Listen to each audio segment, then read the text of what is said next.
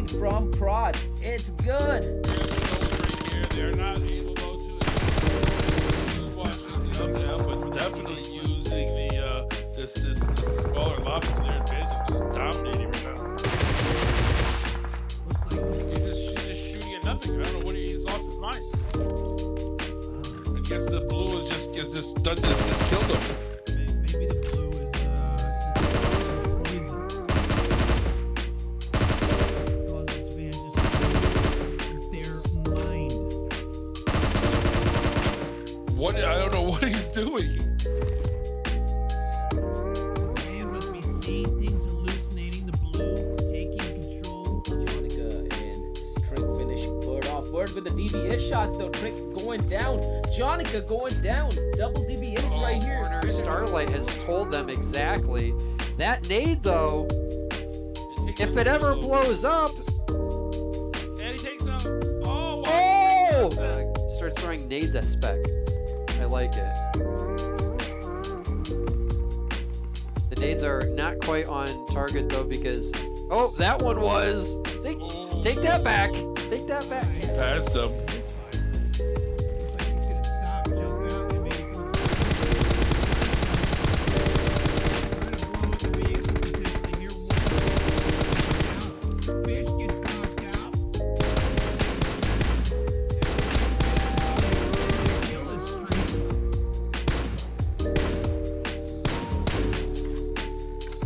Basically, he's just trying to separate the outcast alpha members and try to get one, like, try to get Sarge knocked thirsty right away. But it's lower, and try to get him ball. That's second L. There you go. That's Going like down. a- Junie's quite capable of doing it. There you go. Judy knows to knock on Sarge. But the blue zone is pushing Junie instead, so that's gonna be hard for him. Keon Oh, goes he's down. another knock. Brownie goes down. Another knock. He's only done. Mr. Blaze hoping getting finished now. No.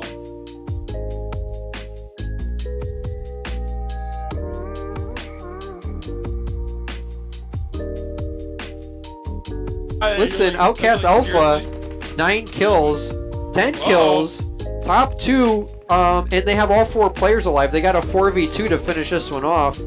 But it is against Sweats. Outcast Alpha.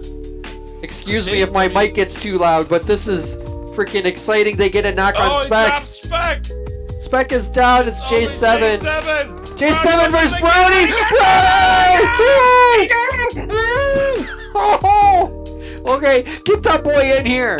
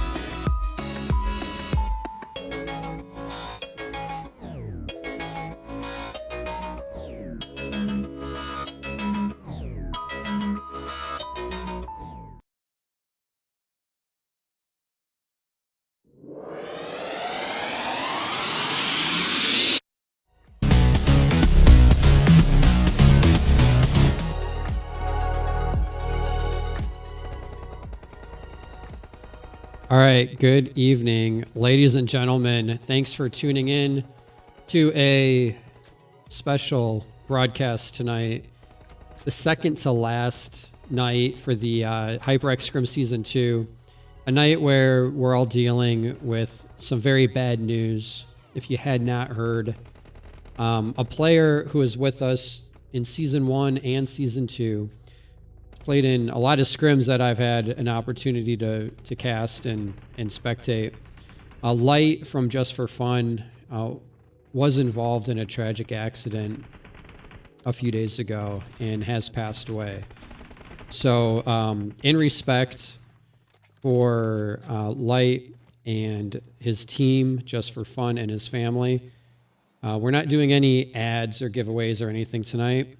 We will be talking to the team, his teammates between matches, and anyone else who had an opportunity to play with Light who would like to step in and say a word or two. Just message C-Dub on Discord, and we'd like to talk to you after match 2 or match 3.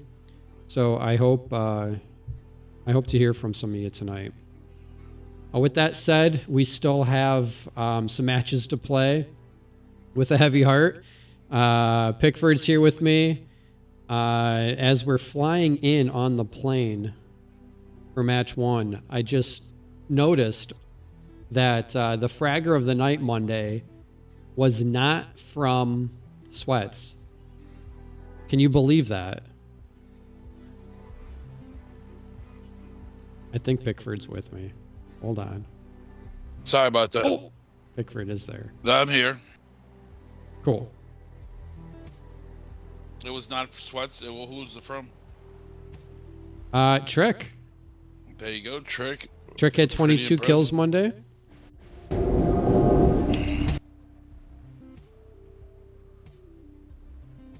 And as we get started, we would have a south to north plane path on the west coast of Erangel. It looks like people are going to be doing that 1,500 meter push away from the airplane. That's going to land them right on that four-way road where we see so many people getting run over, getting hit over there. Plus, some teams going up north. Looks like they're going to land up on like the edge of Stallberg if they're not careful. So not only are they going to land kind of, if they don't watch themselves, away from a lot of loot, it's also going to be a long ways to get to any loot. Looks like we already have some teams kind of bumping into each other. Up on top, we have T4P. Oh my goodness, T4P, the current number 2 team overall, getting into it with Sweats right off the bat in 70. Obviously, Sweats knew T4P goes to 70 every single time, so Sweats had to make this a specific decision to come here and go after T4P early in this match. Yeah, that's pretty far away from where Sweats has been going. What we've been seeing them go down in Primorse, this is the complete opposite side of the island. Hopefully T4P can deal with this. It looks like they've already lost one player, though. And, I mean, everyone knows pretty much that T4P has been going up to 70 this entire season. So, I mean, it's not this is not an accident that they just have to run each other. This is a decision that Sweats made to go after T4P early in this match. I wonder why they would target this team and not, any of the other teams at the top of the list. But I don't know. Forgotten is already dead. Smiley. Sweats just playing with 3 players, as we do kind of see them start out without a full team. Looks like Pretty Boy from T4P has been finished off, so it's just Zenny and Dodger, the only 2 up. Now, as we go so into this I know Duke would be rooting for Dodger in this situation. Yes, and currently they do have Spec knocked, and a grenade went up there, but no luck on the grenade. Spec able to crawl around a corner. And in regards to the overall scoring, Thirst Points currently only 4 points behind SpaceX, 430 to 426. That's for the overall first place. So the overall first place. So obviously getting eliminated early in any of these matches is going to have an adverse effect. Okay, they got another one down. Starlight, the only one up. 2v1. And Starlight finished this off. I see a 187 clown tag in the kill feed. Yes, he's played for Forsaken Gaming. 187. The throwback. Oh, Dodger. Oh, Dodger finds Zeno. the last shots on Starlight and puts Sweats out early, but not without losing half of their team along the way. I mean, if you ask these guys beforehand if you could beat Sweats and have 2 out of 4 left, would you take it? I'm sure T4P and most teams would take that. So kudos to T4P for pretty much taking that Sweats team and turning their plan on their head. Yeah, I think 2 minutes into the match, any team would be happy just to still be alive after facing off with a team with as much skill as Sweats has shown us. And it's not like with 2 players, these guys can't do a lot of damage. Zeno currently the number 3 overall fragger with 147, and Dodger currently the number 8th overall fragger with 123. So even though they're down to 2 players, these guys are both able to really frag out and do some damage, even though they're down to only 2 players. I do see Forsaken Gaming in Pachinki, kind of where we would be used to seeing them. They do have 2 kills already, and I did see from the results on Monday night that they were back at the top. I think they finished in 2nd place Monday, so that had to be a welcome performance for them after a couple weeks probably of lackluster finishes. I mean, if you look at, except for the gap between 2nd and 3rd, every other position pretty much is reachable. There's 4 points between 1st and 2nd. There is 30 points between Tequila Shots in 4th and Forsaken Gaming in 3rd. 22 points between 4th and 5th Outcast Alpha and Tequila Shots, and then 14 points between Men of 4 and Outcast Alpha. So obviously those are the top 5 of those are where the prizes come in. And that's where people are fighting. So it's going to go right down to tomorrow night or Friday night before this is overall then decided. It is definitely close. Unlike Season 1, where the winner was kind of predetermined a couple weeks before the end, this is going to be close right up probably to the last match. Exactly. And I mean, but if you look over at the fragger list, I mean, Tricket's just running away with it. He could pretty much have stopped playing 2 weeks ago and probably still have won. He's currently got 257 confirmed kills. So Daddy Gatto, 2nd place, 153. That's 104 difference. So now Trick is just making his victory laps, especially being the fragger on Monday. He's just now just showing everybody how good of a player he is. Yeah, he's got 2 already here in Pachinki early on in the first match tonight. He's trying to find where SpaceX was at. SpaceX is... Oh, gee, I need numbers on my map again. They're number 20. They are driving right now. They are driving in. They're down. Oh, I see south them. of They're Yasnaya purple. on They're the road. purple. Yeah, Got purple. them. Found So them. they're making that as you see, you know, those top teams rotating early, getting a spot inside zone, not having to push in, not using. They're driving edge. right at Outcast Alpha. Yes, they are. However, it looks like Outcast Alpha might be on vehicles themselves, hopping off, they're taking right some there shots. waiting for 'em. Lexi knocks Giuliani out and gets and they're knocked going back. Right at 'em. Drago takes Sarge down. So Outcast Alpha has 2 knocked. SpaceX, I think, is going to went from running away from it to pushing it once they got 2 knocks. So obviously this is going to be another huge early battle. The second one we've seen so far. The number 1 team and the number 5 overall team. It looks like Giuliani was finished off. I didn't see when that happened, but he did get knocked out of the car. It was kind of in the open in the middle of the road. Looks like they're going to decide to, since they got those 2 knocks, but they weren't able to really get in there and attack off of it, and they lost one of their players. Looks like they're going to Outcast Alpha rotate already away has from him it. picked up. Yeah, so that's a smart play. They probably saw the 2 knocks. They were going to keep going. They decided once they got the 2 knocks to turn around, see if they get pushed in there. But after losing Giuliani and the amount of time it took them to kind of figure it out, they knew that those guys would be picked back up again, and there would be no real point to. So chat try to make that wants push. to know if there's a medic award. They think Jonica should get the medic of the season award. That wouldn't be a surprise. I mean, I do think that, I don't know if there's a medical, maybe we should have a utility player award or that I talked about it a lot. That Fastest that player Reser really NA. talk about. That's right. I wish we had some way to figure out how many kills Trick has gotten after his first knock. Like, if he had never gotten picked up the first time in all these matches, how many kills would he really have? Because he seems to get knocked, early and often. Early and often. But to his credit, though, he's always able to stay close enough to his teammates and not get overextended so they can't pick him up. He never puts himself on an island. Like you see some of these guys when they do those flanking movements, they try to get a good eye of flank. They move away from their teams. They get knocked. And just Bro, this player so name stays close enough. LL Baby J. I think Oh, LL Cool J wants his name back. Ladies love Cool James.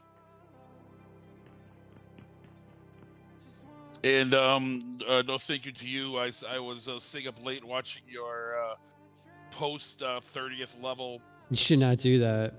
I mean, I don't. I find it very interesting, especially the weirdest part is I love the part where you're just sitting there going through your gear, like trading it in, cashing it in, upgrading your stuff. Yeah. Trying to figure out what it that because you spend about a good 20 minutes doing it, and I find it fascinating. You're like going through all the little attachments and stuff, which one each does. I just get mesmerized by it. But yeah, I was up late last night watching you do that, so So we're both tired today, I guess. Heard a little bit today. Yes, it's very soothing. Just because it's very quiet and you're just like, and you talk it all out. Like I don't know if you would. I wonder like if you were streaming, did you still talk it out like that if you're playing by yourself? Not out loud. That's the same thing that would be going on in my head, though. Yeah. I'm not quite that crazy enough that I talk out loud to myself. I just talk to myself in my head.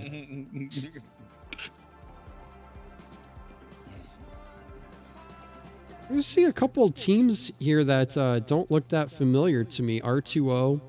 Yes, we have a couple new ones tonight. Dub R2O. City. Yes, sir. We have we got Ecstasy back, and we got an Ecstasy fan in chat, so that's good to see. Supporting the team.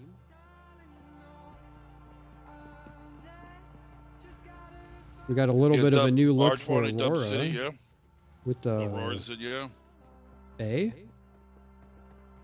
I'm guessing on the Bay pronunciation. Luxuria. There's too many vowels for me to understand.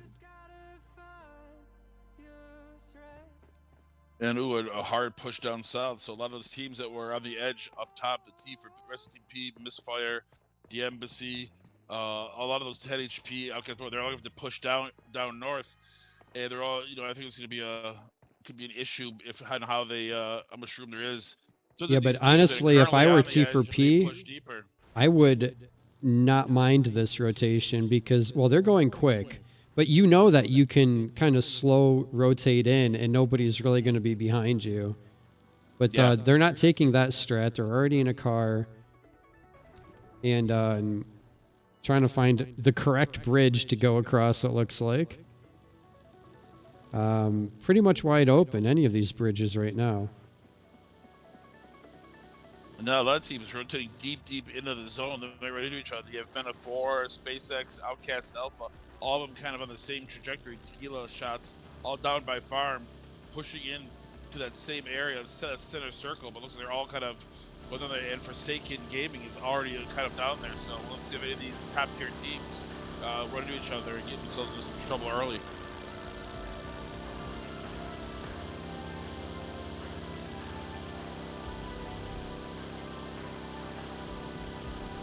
It's going to be a bit congested because I don't foresee any team pushing south across to Military Base Island. So that cuts off a good 20-30% of the available land mass. Well, more than that once you account for the water.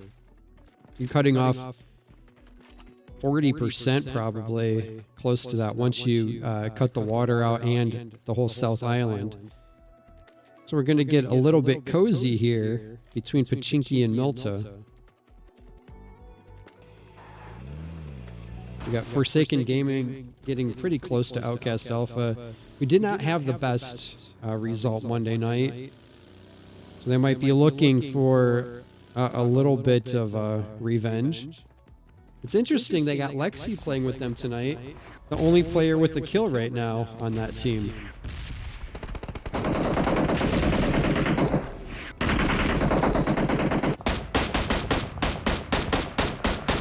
Brownie better be careful. I don't know how he didn't get knocked there. Ashley with that M16 6x single tap had him to about probably 5 HP. Is able to jump off the roof. I was half expecting the jump off the roof to knock him. A lot of teams are just they're so close down there by that farm area that you're gonna get a lot of third party, I think, knocks and stuff because of there's so many people around there. We got Pan for just for fun up in the little Overwatch tower with an M24. I know from talking to some of the players from Just for Fun, they were all talking about running bolt guns because the Kar 98K was Light's favorite weapon to use in the game. And they said, you know, we're not that good with bolt guns, but we might just run them anyway just because. And you can see Pan up here with that M24 trying to get some shots on Outcast. I didn't know Light personally, but I knew him by reputation, by skill, and he was never a guy you wanted to run into, or he would take your head completely off with that bolt action. He's the guy I know him as a sniper and a guy that's no joke, and really one of the foundation players on that Just for Fun team. We talk a lot about hacks being like the big killer, but Light, we talked about it with John. Those guys, a great foundational player and a great bolt action sniper. Oh, good maneuver there by Outcast Alpha. They sent the car straight in, got the attention of Pan, and then, what do you know, Brownie and Avaya were both pushed up on a flank. So Outcast working that one by the book.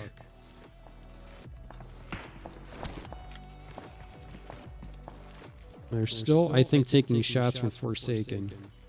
Or taking shots at Forsaken as I see Peep is knocked. And Peep is obviously he's the straw that stirs that Forsaken Gaming red team. He is currently sure that he is currently number number 6 overall with 129 kills. So. The big killer on that Forsaken Gaming red team. Like Forsaken Gaming red team is no joke. So they are the biggest B team. They are currently 10th place overall. Pretty good when your B team is 10th place out of dozens of teams that have participated. I think they started a couple weeks in too. So I think they missed the first couple weeks, and they still got the 10th. So yeah, they're a great team to go in there and they all know.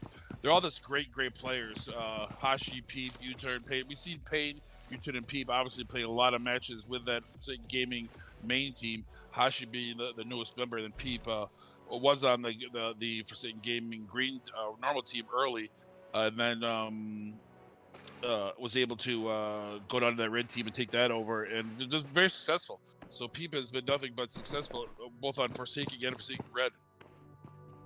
Yeah, I see Tequila shots down to 2 players, but they're working on kind of gatekeeping Outcast Bravo.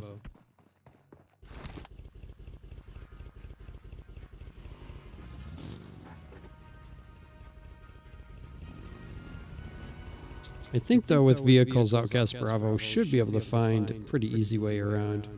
I think so. The teams will I think push a little bit more north now. They know it's definitely going to not be an island. It's you know, pushed back north. I think a lot of teams were staying south just in case, just to see if it did make a crazy jump down onto the southern we see that with T4P. You saw T4P all the way up in Severny. They rotated all the way down to the coast, drove straight through the center of the circle. I don't think they had a shot fired at them either. I mean, there's now you have, like you said, I mean, SpaceX and Mena4 all going in there, but look at the teams that it surprises they're not being a little bit more active because it is TPP, so they can kind of peek those and see a corner, jump up, and then make those shots. Versus we saw a lot of people getting knocked from distance on Monday because of that FPP. They can peek first, so by the time someone's holding a hard angle on them, knowing that they're there, as soon as they pop up to peek, they get their heads taken off immediately. So, but looks like these guys are in their little compounds. Tequila shots, Metaphor, SpaceX, 10 HP, even this R20 team, Misfire. Always got a little bit of a compound, a little bit of real estate. Snow says 10 HP will control the water. I'm looking at 10 HP. You're nowhere near the water. Not this time, but they were very, very North American. Those 10 HP is the only Of course team they in were. the top 10. They probably have a that boat early, with them somewhere in this compound. I'm surprised they didn't get like one of the tanks when they could go, the amphibious tanks, so just in case they have to go in the water. They The can. the BDRM. Yes, Well, right. I heard that they were petitioning Tencent to put trailers in this game so that they could pull a boat around with them behind a UAS. That would be. They probably would like that. They love And that then, glass tank. whenever they wanted a boat, they'd just unhook the trailer and be good to go. And now the problem we have now is I think as we see there's less. We don't have that big city in this circle now. All we have is small compounds and hills. So it's you have people kind of rushing into compounds, trying to take people's compounds, or try to set up on ridges and sightlines. We'll have to see if that's as well as if you look down in the southwest, New Hampshire is pushing right into Forsaken Gaming.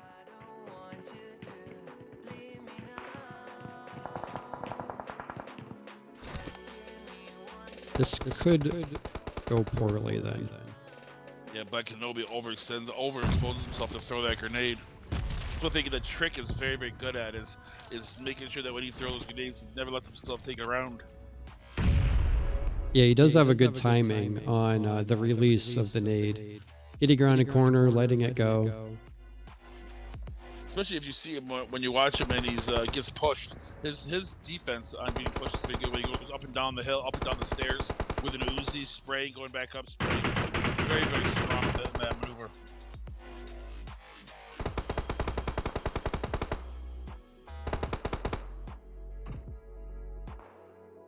And they're pushing right through. I got a terrible echo in my own ear. You just went like robot mode, too. I don't. So it I might be don't something know. with your connection.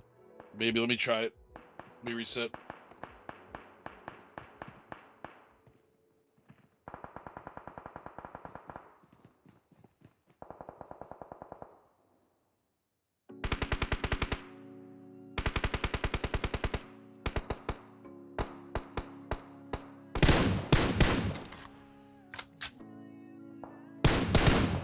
Trick with some long range shots here on autobots. Like he's not landing that many hits, not being that effective, but harassing them nonetheless.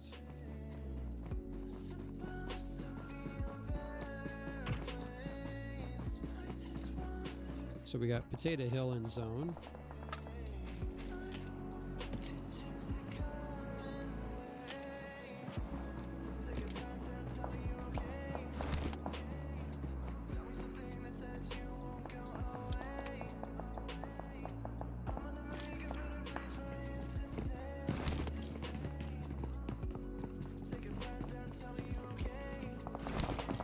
D3 taking up that position on top of Potato Hill.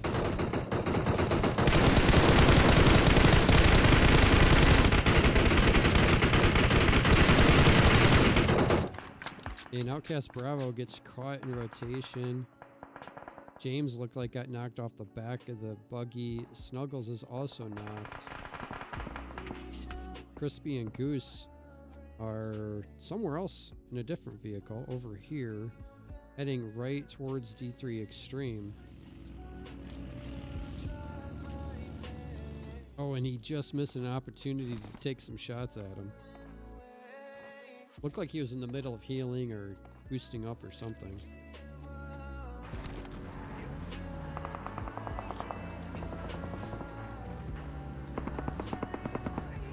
Why is Copu rotating over here? Like going around the back here. 1, 2, 3. There's at least 3, 4 teams over on this side of the circle. Good parking job there, Rain. Good parking job. Brownie gets a knock on Luxera. Where's this happening at?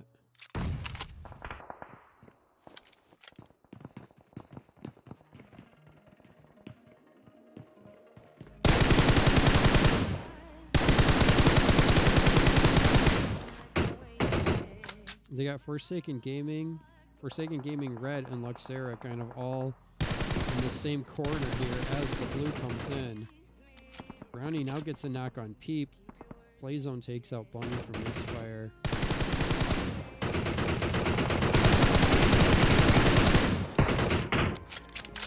Forsaken in a bit of a hole here.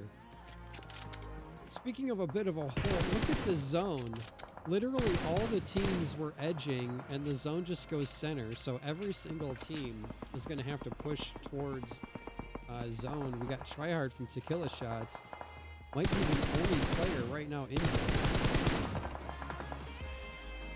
Brownie on that rooftop finally is knocked.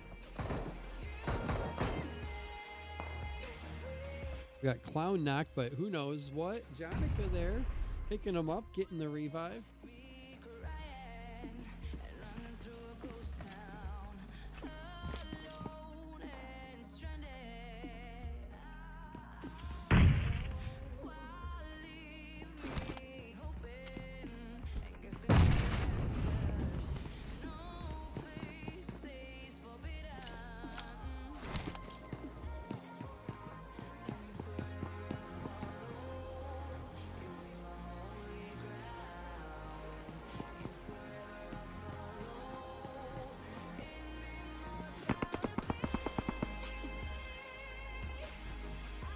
We got Dodger. Let's see if that's better. Right now for T4P.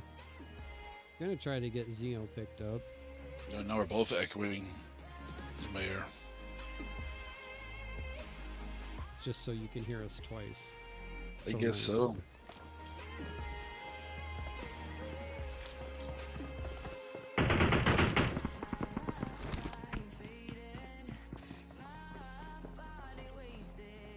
On my screen share in Discord, do you have the audio muted? Let me see.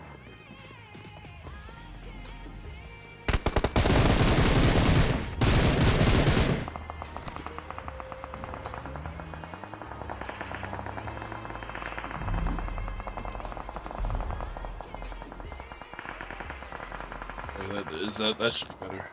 That should be better? Yeah, I think I got it now. Yeah, it's good now.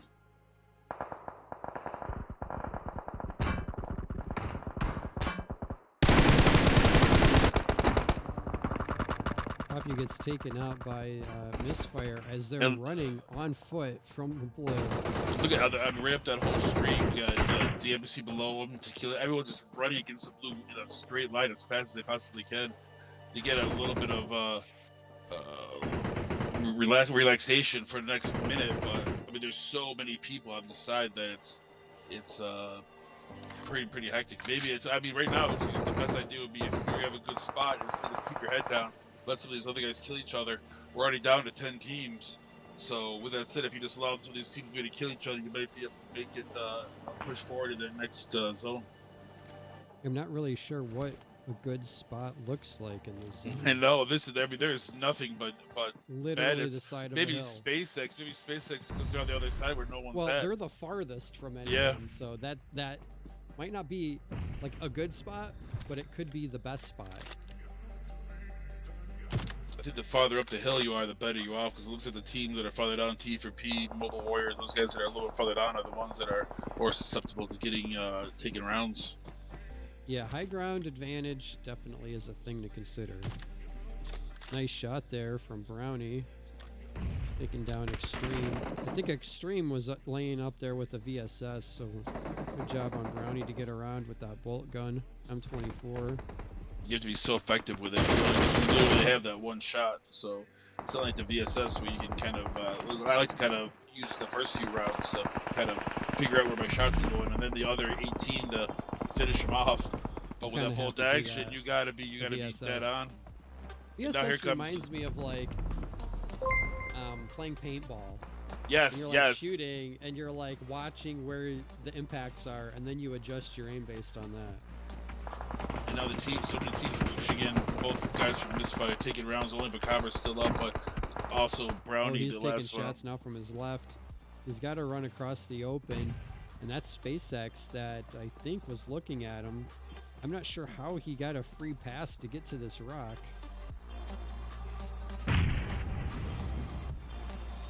Brownie putting a grenade into Mommy iOS from what's that, playing on Men of 4. But Brownie now gets taken out by Junie, so SpaceX picks up a kill, adds it to their total. They got 4 for the match.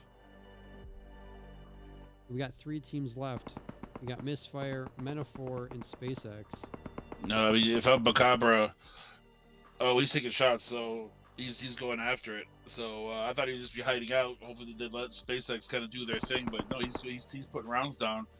No, Going you at know, it. he's It getting does knocked, knock too. Mommy. Good job for Macabra. We got that DP-28. I mean, good gun to have, I guess, if you have to be solo here. He's got a very good Just spot. have It to- doesn't look like Drago can see. Drago's trying to push very, very hard. Oh, he finally is able to. Real Deal is able to get him. So, excellent job. I think that's one of Misfire's best finishes. The 3rd place finish in the first match. So kudos to them. We Junie actually also we with the went DP-28. to a new IGLing where we have actually a co-IGL with Elusive and Bunny. So it looks like at least in the first match it worked out pretty well. Ooh, Junie And- takes some hard hits there. He's gonna have to heal up. I don't think they know where Drago. They probably do now. Drago's knocked. They had a good opportunity here. And now they're since all Men gonna of just gonna 4 is die in out the red blue. and the blue. Wow, they just got themselves killed by the blue. So Junie Junie's takes out Real Deal. Mommy iOS is in the blue. BBC is taking blue damage from the looks of it. wow. That's a big error by Metaphor. Even if you were gonna get shot out of the That air, was a you want to get you don't want to Big get toss loose. from that nade, just not quite on target as Junie has kind of skittered over to the side here. And this Metaphor team is no joke. I mean, they are 6th place overall, so they are no joke. No pushover for the Junie. It's We got a 1v1 BBC versus Junie. 1v1, baby. This is a classic matchup. 1v1 for all the marbles. Going through the utilities, throwing at each other, making sure they don't leave any. These are just Grenades. barely coming up short, too. You don't want to lose any grenades or mollies in your bag, not used. So they're trying to that figure one, each other out. Caught him a little bit, I think. Here's the thing when you're prone, you can't throw the grenades quite as far. Mhm. And they're just far enough apart from each other. Now BBC is going to be in trouble here as the blue is pushing. Junie was able to low crawl, In the zone. get more into the zone. BBC has to jump up, and there you BBC's go. up, and He had no Junie's gonna choice. spot him out. He I had think no one choice. bullet was Yeah. all it needed to finish that off. So that's going to give us the winner. So SpaceX For does match take. one? Yeah, SpaceX does take the first win, but only 7 kills. So it wasn't. We usually been seeing double digits for those first place kills. A lot closer this first one. 7 points for SpaceX. Well, Men of 4 did have 12 kills, Mm-hmm. and Misfire had 5. Outcast Bravo. Can't count. They had 9. Mm-hmm. So yeah, not huge kill counts for anyone from the looks of it. I think it was maybe with that last circle, it was hard for a team to get a dominant position. We didn't see a lot of the. I mean, for SpaceX, we see Mounted 4, but Misfire's up there. Outcast Alpha's there. Mobile Warriors, but T3P a little bit farther down. The Embassy and Tequila Shots in there. So, I mean, we're seeing a lot more. Some of the other teams getting up there, getting some of these points, and obviously the points that the teams that are on the outside of the top 10 are taking are points that the teams that are in the top 10 can't get. And those they really need those because all these guys are fighting in the top 5, top 6 for those positions. They're so important. Yeah, those close races. Did you Between get first did you and get the second, did you get the all of that. the screenshots? I did. I just want to make sure before I exit out, double check. Okay. Because the one time when I don't ask, I'd be like, dude, you're supposed to get those pictures. We remember? Yeah. Didn't you see the DM I sent? And I'll be like, and then of course it'll be right there, and I'll totally have missed it, and then we'll have to watch it back. We're good. We're We're good. good. So let All right. So we have a little bit of a different format tonight, and we hadn't really talked or rehearsed or discussed how we're doing this. 'Cause we don't have ads or anything like that. So do have is. I can take this part while you do that.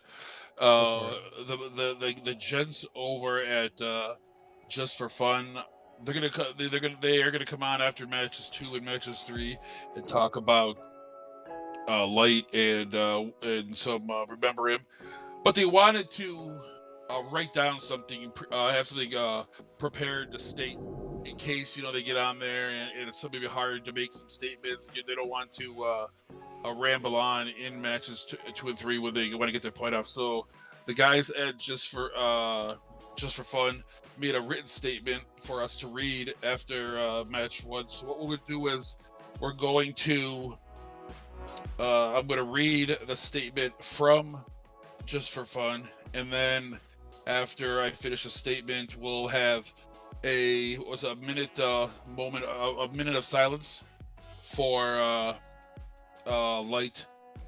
So if you can, in chat and everything like that, I'll read this, and right after there'll be a minute of total silence. Then we'll be back to talk about matches 2 and 3. And again, this is a statement written by Hacks from Just for Fun about Light. This is his statement. Friendship transcends death. Memories made will never be forgotten because they create a lasting impression on those left behind. Everyone on the team became a better person because of a wonderful friend like you, Michael. None of us got the chance to meet you in person, but during the months that we spent playing, you have brought joy to all of us, as our team name Just for Fun depicts. We indeed had a lot of fun in everything that we participated in. Every tournament, every scrim, every casual match, every voice chat. I know I may have sometimes yelled at you and the others for making mistakes, but this is just how our little family operated. And the tough times seemed like nothing when compared to the amount of joy that we shared. Competing to win, rest in peace, my friend. Yours truly, Hacks Martino.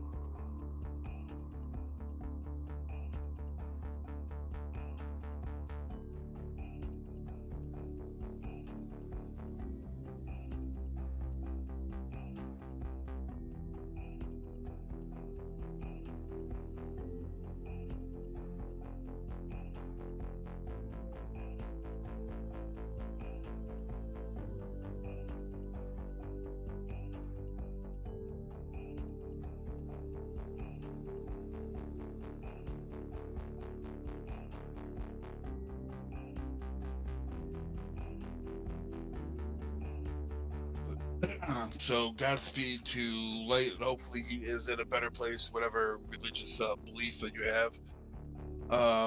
But great guy, great reputation in the game, and I know that he will be sorely missed. That was a very beautiful and nice statement made by those guys over at Just for Fun in regards to their teammate and friend Light. And if you are watching the match, you're gonna see that you're gonna see Light's account actually in the game. He's the guys from Just for Fun have each player, each of his teammates is going to take over his account for one of the matches tonight in tribute to Light, and to keep, I think for the Friday too, to keep his account alive for the rest of this Scrim season, so that he can make it to the finish line with his teammates. So, I mean, very nice for his teammates and Hacks and those guys. Our hearts go out to you guys, and of course to the Horse family. Can only imagine what they're going through. Loss of a loved one is never easy. So we'll be able to, after match 2 and match 3, we're going to have some of the guys from Just for Fun come on, and some of his friends, come on and talk and remember him and remember some of the good times about him, and we'll be able to reminisce some positive memories of Light, because he was an important part of our small little PUBG mobile community.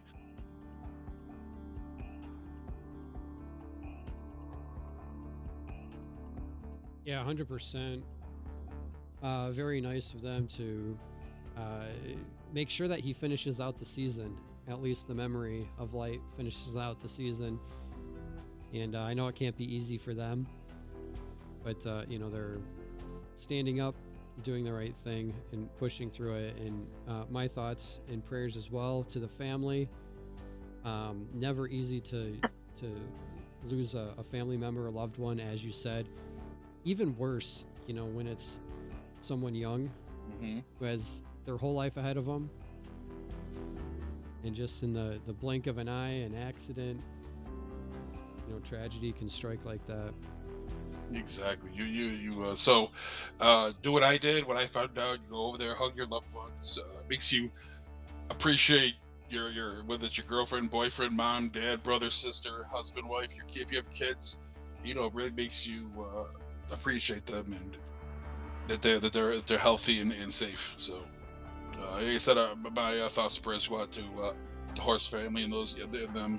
I can only imagine what they're going through in this tough time.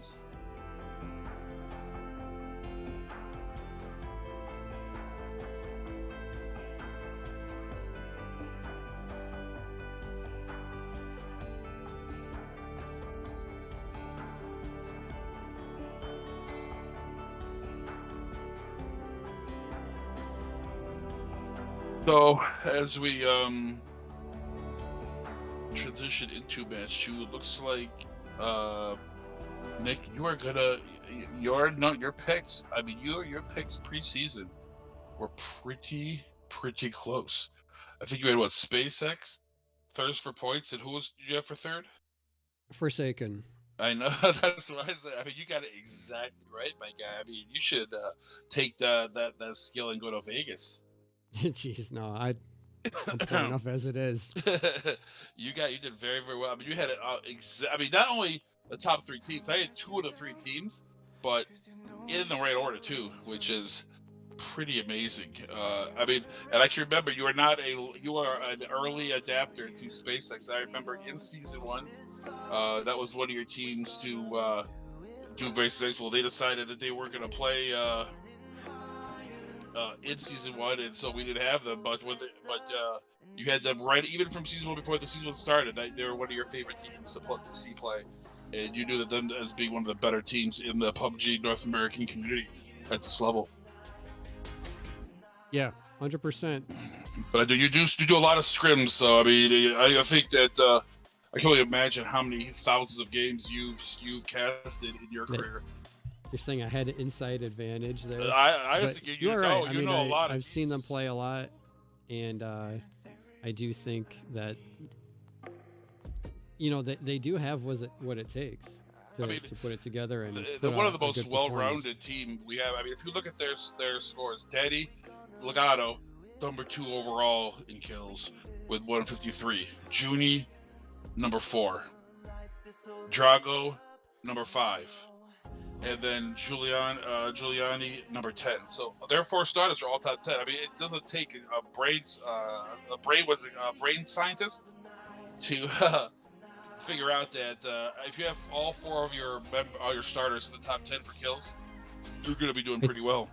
I think the term you were looking for was Brain surgeon? rocket surgeon. Rocket surgeon. That is what I was thinking. Yes, you're 100% right. See, that's why you get paid the big bucks, sir.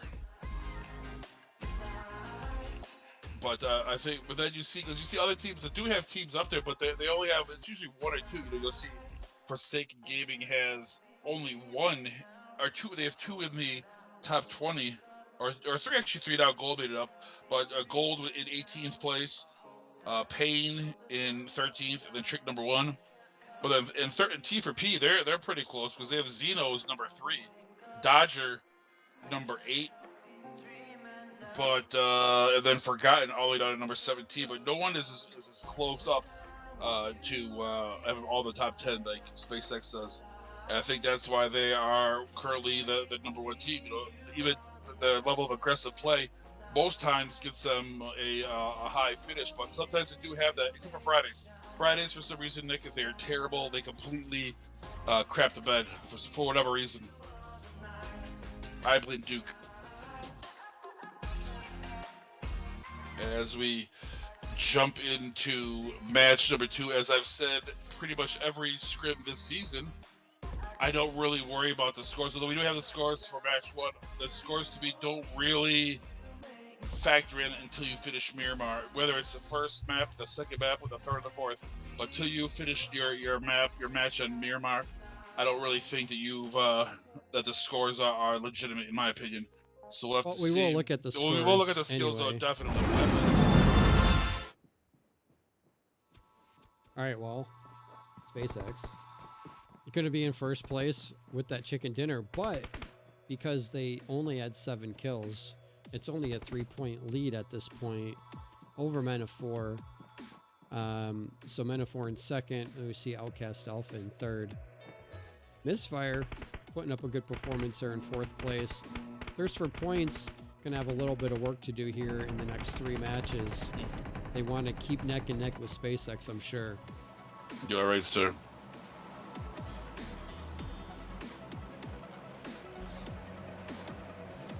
And a relatively good map, although it depends if any of these teams are going to take that risk and make that northern jump. I went hot drop right into El Azhar, but I love it there. But even going up to Campo Militar, Torre Ahumada, Cobrea, by excellent Spanish translations. If you decide to go there, you gotta actually factor in that looting time rotation, because you're most likely not gonna get that circle. It's gonna probably be a couple, at least 1,000, if not more, meters away.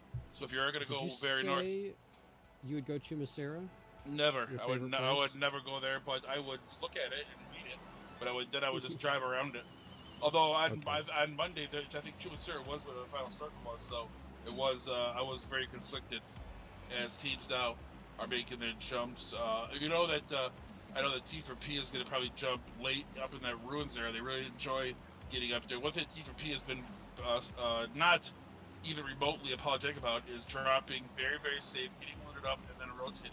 Whether they drop up north in 70 on Erangel, they drop up by ruins in Miramar, they jump behind Camp Alpha in Sandhawk. They always put themselves in a situation where they can loot up and try to not get into a beef. Obviously, that wasn't the case in the first match because they got right into it with T4P, and it looks like no. I thought they were going to go at them again because Sweats waited the last minute to jump, but they actually went the exact opposite direction. T4P went up to their normal spot in ruins where Sweats is going south on that same road, but they're right next to T4P or 10 HP. So 10 HP is going to probably do what they do best, which is figure out there's somebody to the right of them, get a vehicle, and get the heck out of Dodge. You're going to push probably south and spend a minute or two in the zone. Yeah, probably trying to avoid that early game fight. Yes, especially T for 10 HP. That is their MO. to avoid not only early fights, mid fights, everything except for last fights.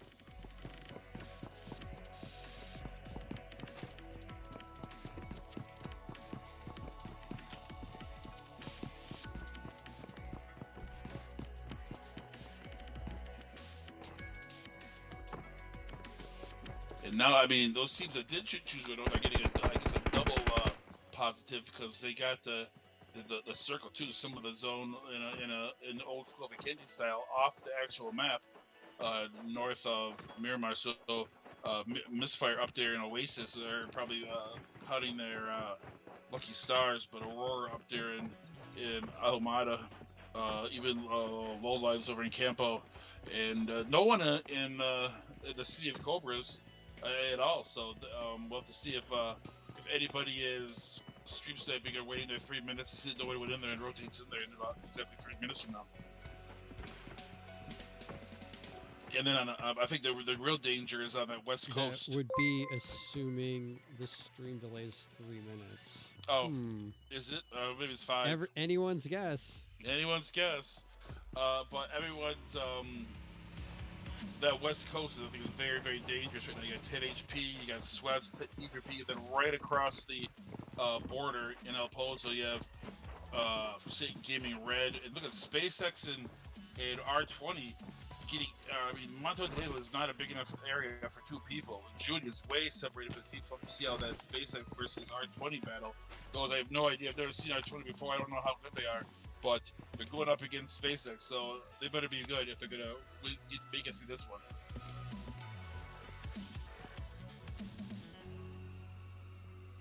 We have seen SpaceX make early match mistakes, get themselves too spread out in their initial drop, which they are very, very spread out. I mean, the only one right now, if I'm R20, I mean, I'm sure they don't know who's there, but if they get all 4 of their players together, they can push Drago and Daddy Godu at the same time and probably be successful. I don't know where they're, if they have all 4 of their members. That grenade. Oh, that's 2 rooms. I got you.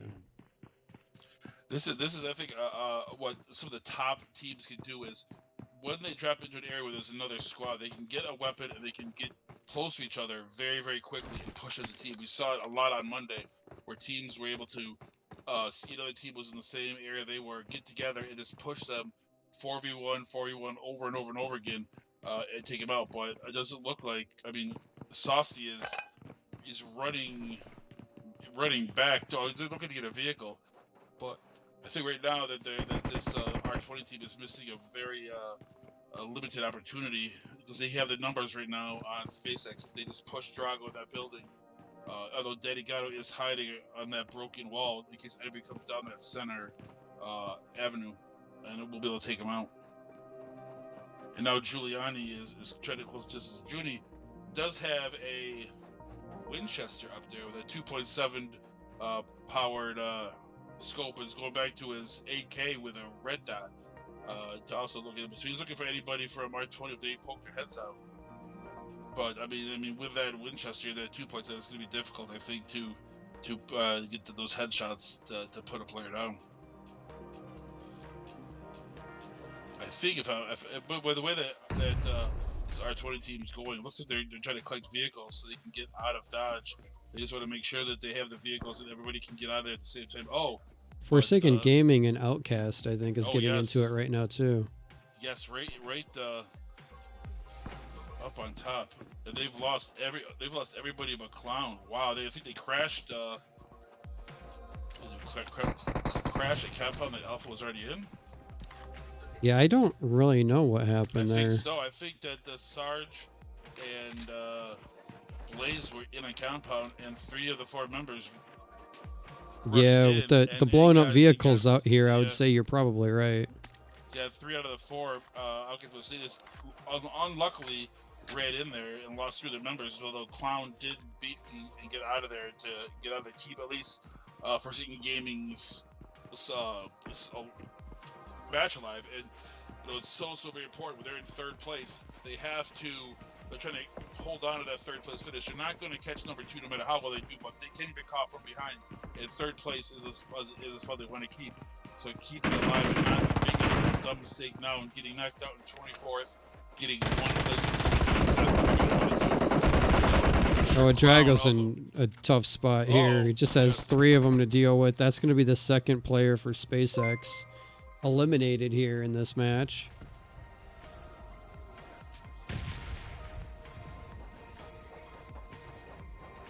The question is, oh, the other 2 are like splitting, going opposite directions. Got Shredder TV in the house. Imagine that. Shredder TV with the new follow. Thank you, sir. If you guys don't follow Shredder TV, you probably should do that. And you should probably do that over on Trovo as well as on Twitch. We had a pile of other follows. Well, we got a second here. We had Deep, King Kelford, Jerry, Skeeter, Beamer Boy, Sheriff Parker. All new follows today on the Outcast Media channel. So thank you for that. Appreciate the support.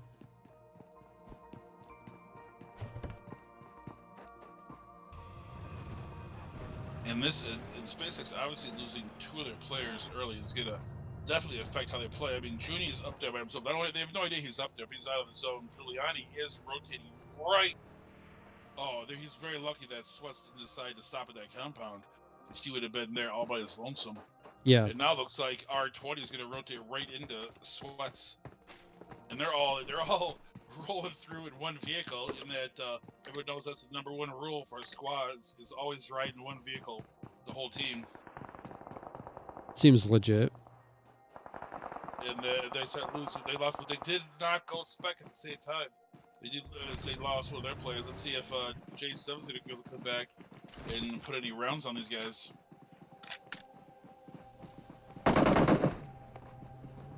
That Saucy can set Thirst on. I don't know what. I mean, obviously. I'm going to look for that clip on Twitter later tonight. What's of him getting killing Spec. I would. If I did, I would. It'd be my. At least a screenshot. And now here comes J7 round of Flesh Revenge, as he said. But he is. It's just him because Jagger's already dead, Spec's already dead. It's only J7. They only had 3 players coming in. So obviously they're not. Looks like is J7 going to get out of dodge, or is he going to? Oh no! He's going to push the entire squad himself. So, there you go. He's passenger side. I was going to say, that was a good move. I thought he jumped out of the car, and I'm like, well, he's dead. He didn't jump out of the car. He just switched seats. That's right. Well in the smoke. I mean, it was a good plan. It just didn't quite work out to his ultimate benefit, but you know, that's a high level of confidence to 1v4 somebody in a scrim. I mean, I'm not saying that they're a very high quality team, but 1v4 anybody in a scrim is a big ask.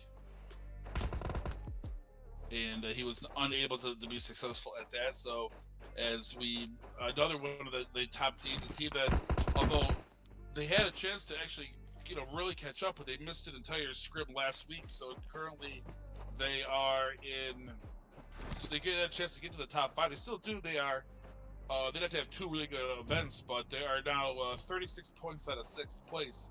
So obviously getting knocked out in 23rd in the second match is not going to be very successful for them, especially if they want to close that distance. Like I said, we've said it once a million times, every match is still so very important. Baby says that she's still your favorite.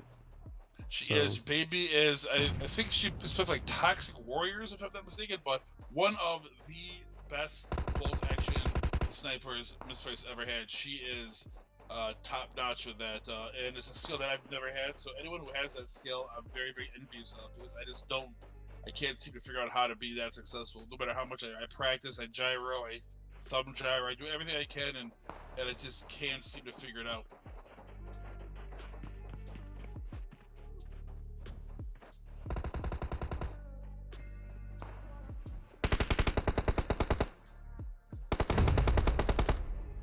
Oh, Miggy lands a nice nade on Dreamy. Dreamy going to be finished off there. No, really nowhere to go.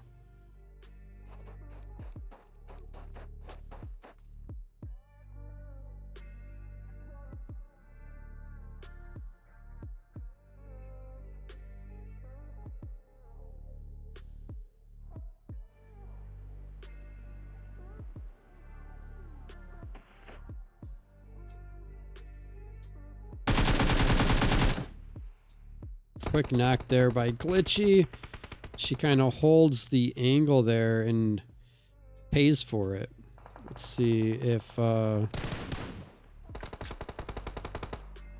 Luxera can do anything from on top of the water tank.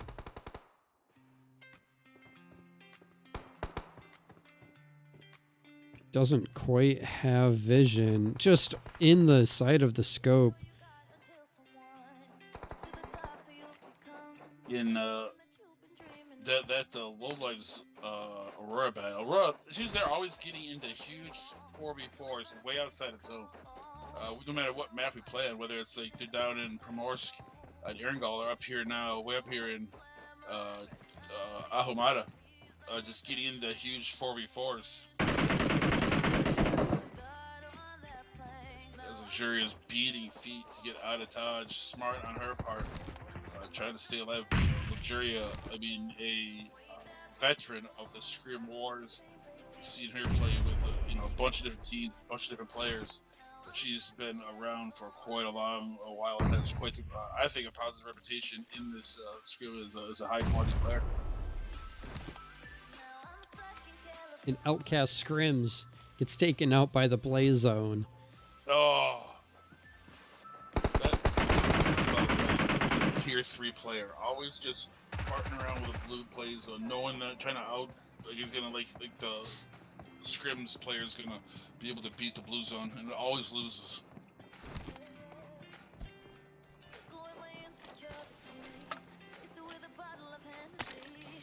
And as this circle pushes hard left, he'll get a misfire also. I mean, just is getting very lucky. Was able to be successful up in Oasis, and now still has a circle up there in North Cobra, but T4P's in there. A lot of teams, we see the top teams constantly just finding a little entrenched area in the center circle and holding it. You see Outcast Alpha, Forsaken Gaming, Red Mena 4, T4P, Tequila Shots. Everyone's got their little compound that they're holding on to. And it seems that the teams that try to rotate in late are the ones that not only don't finish the top 10, but are the ones that are always late to the rotation, late to the game. And I know that playing scrims, that being able to get all the play when everyone's looting, being able to get everybody on the same page in the vehicles and moving quickly can be a very frustrating taxing process. Having that ability to everyone know exactly to jump into vehicles and move quickly. That Outcast up very, very well is a skill that I think is underappreciated in this game. Horsepower found himself just too close to this truck when it blew up. That really tilted the favor towards R20. Just eliminated New Hampshire. The team, we're still down to 19 teams. We're only about 16 minutes in. We know that it's going to take 20 to 25 minutes for us to get past that 16th team position. The teams are going to start making the real points. And where you see those teams getting top 10 over and over again. You got to get those top 10s to get those multiple points. To get those, you got to get some crooked numbers if you want to move up in the ranks. You're constantly getting a 1 point for every scrim, any of the night with 4 points. It's going to be very difficult for you to get very far in these scrims. And why is Snuggles alive? Yes, Snuggles. I've always loved that person in the blue, way away from his team, just running, looking for health, looking for anything they can find, only with 8 band-aids left. So congratulations to Snuggles out there running with no vehicle, way out there. I mean, that's got to be good 1,000 meters plus. Well, let's see if you spectate the player. Yeah, you can see on the map. It says how far from Yeah. zone they are. I made a guesstimate. I underestimated how far he was. He's very, very far. And he has literally 8. So that number goes to the white line, the number on their map. It's not to the blue, which the blue is just about meeting up with the white right now anyway. And you're going to start seeing a lot faster health drain here on Snuggles, who has only 8 bandages left as far as heals. So hopefully Snuggles can find a vehicle here.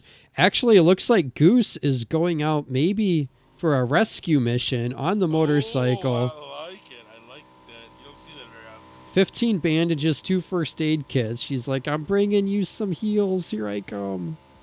And it looks like for Satan Gaming, I think, just took out R20, if I'm not mistaken. R20 had been in a number of fights this match. Yes. So at least they're getting some action. Baby says she deleted the game. She didn't. She's not with anyone. She just deleted the game. I can always saw it just because she's on my friends list. That's what it said on there. So, although you might it's not on your phone, you still exist in the virtual world. Right? Yeah. Just because you delete your game, your friends still see you as offline. Yeah. You just stayed in there in the little with your friend. And then eventually, in your vehicle.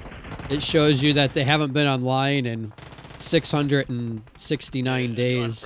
And then you're like, should I unfriend this person? Or hold out hope that they might come back? Usually, I only have, unless I'm really good friends with you, I usually only give people, if they haven't been on for 30 days, that's usually the heave-ho for me. Unless I really know you well. And then, I know for some reason why you haven't been on. Yeah, that was like when, remember that guy from Lights Out? Yeah. So, like, I kept looking at my friends list with him, and it's like 700 days. I was like, but if he comes back, I still want to be on his friends list. He ain't coming back. He's gone. No, he's gone. He's out doing bigger, better things. He streams, like, or makes videos on, like, Farm Simulator or something now. Farm Simulator, wow. Wow, well, good for him. I mean, if that's what he enjoys. Yeah, exactly. I mean, there's, like, Farm Simulator. There's, like Trucker Simulator games that are apparently popular. Something out there for everyone.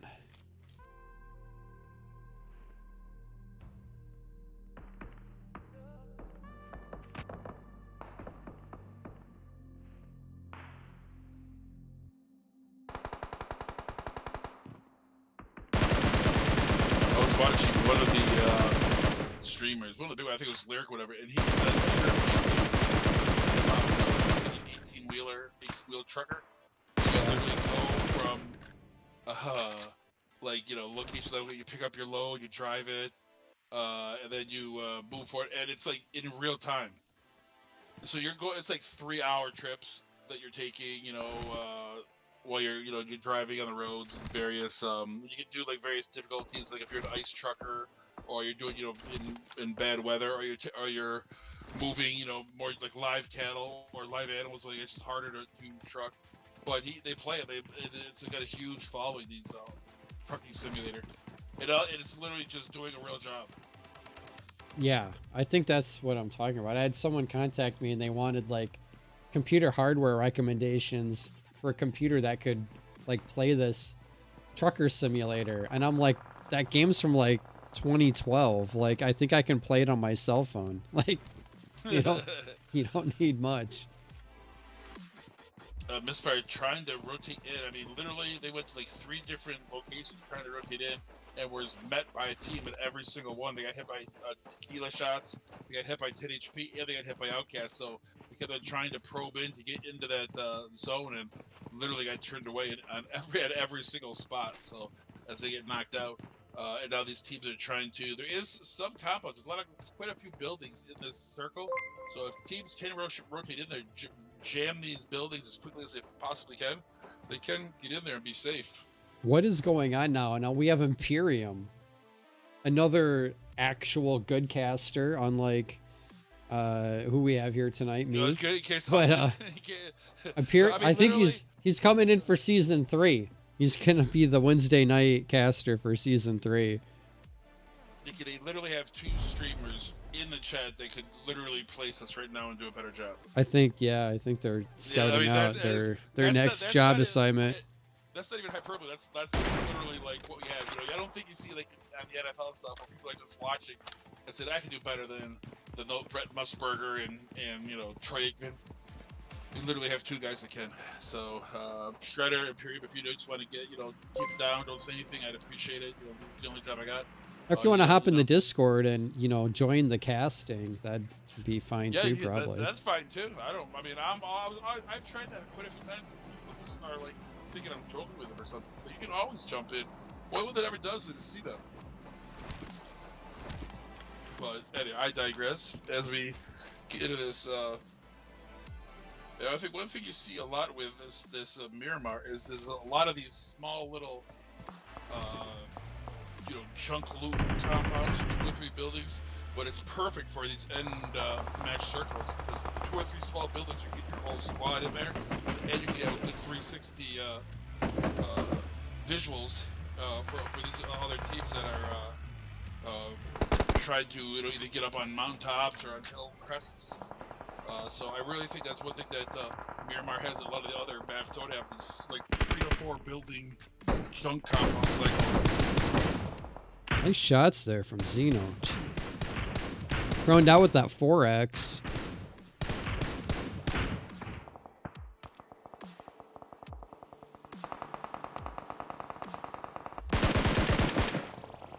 Javier separated from Outcast and knocked.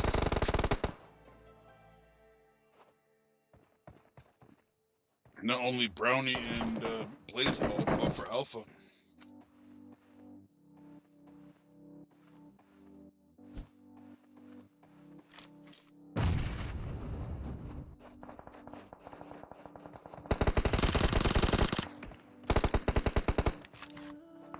Pride gets spotted and dealt with. This is the 5th zone, so it's obviously supposed to open a push. This is going to be a slaughter box down in the south. Yeah, Outcast Alpha already has 10 kills. Yes, that's they've been getting quite a few battles early. Down south, Outcast Bravo, Ghost of the Elite, and what is that? Team 17. They're gonna have to push all up right into that zone. They're gonna run into each other. They're gonna have quite a problem. But then you have Men of 4, Black, and Mobile Warriors probably gonna rotate in with each other into this zone. Only Men of 4, the varsity team, currently safe and centered inside of this zone.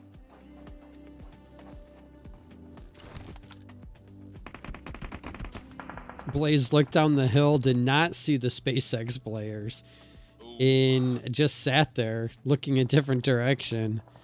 Paid the price there. So now Brownie, the last one left for Outcast Alpha. Brownie knows he's all alone. 10 kills don't mean much if you finish in 11th place, right? Exactly. You get what? 10 kills, you get 14. It'll be like a 6th or 7th place finish with no kills, but you're gonna get 4 or 5 points for 11th place.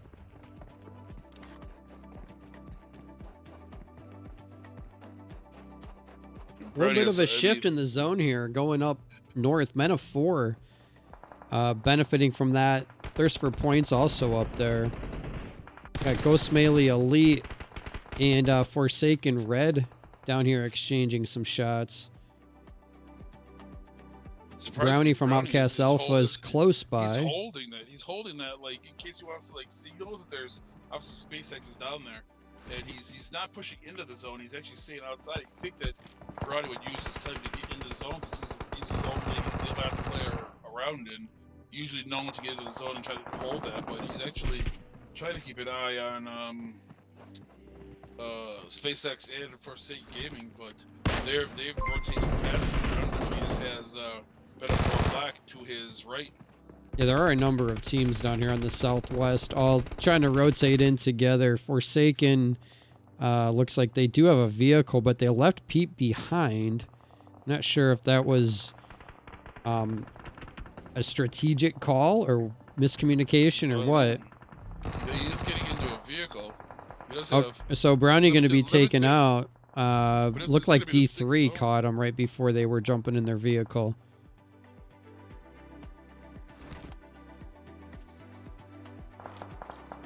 So now Keeps on Goose, making- way out of zone, still probably hauling people in on that motorcycle. Finally does get eliminated. Just can't handle that blue damage this late in the game. Something happens to this member of Sweats, they get Oh, knocked out. Thirst for Points has an uphill advantage on SpaceX. Looks like they have... Oh, they got Junie taken out. So, Giuliani's yeah, left. Giuliani, the only one left. Just knowing that's a better time for someone sees him, holding around that, getting into that vehicle as close as he can, because he knows if you're going to see him, he presumes there's nobody to his left because he can't see him, so he knows you got to be over the hill. So if you get on this one side, hopefully he can stay alive. He's trying to obviously keep those points for his team, stay alive. He knows how important it is for placement right now. Pretty Boy gonna get blowed up. Thirst for Points. They're up into the top 6. They have 12 kills. They have SpaceX out of the way, I believe. Oh, no, Giuliani is still in this. His team, though, only has 2 kills and just 1 player left. So, yeah. Gonna be rough for them. So hold on. He's looking for these placement points, just doing whatever he can, hoping knowing that there's 2 more matches. Every point you get now is a point they don't have to make up later. True. Most likely, T4P is going to pass him up.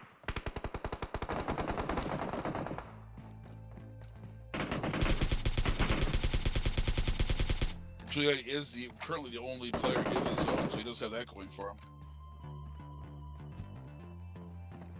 And he knows he has nobody behind him.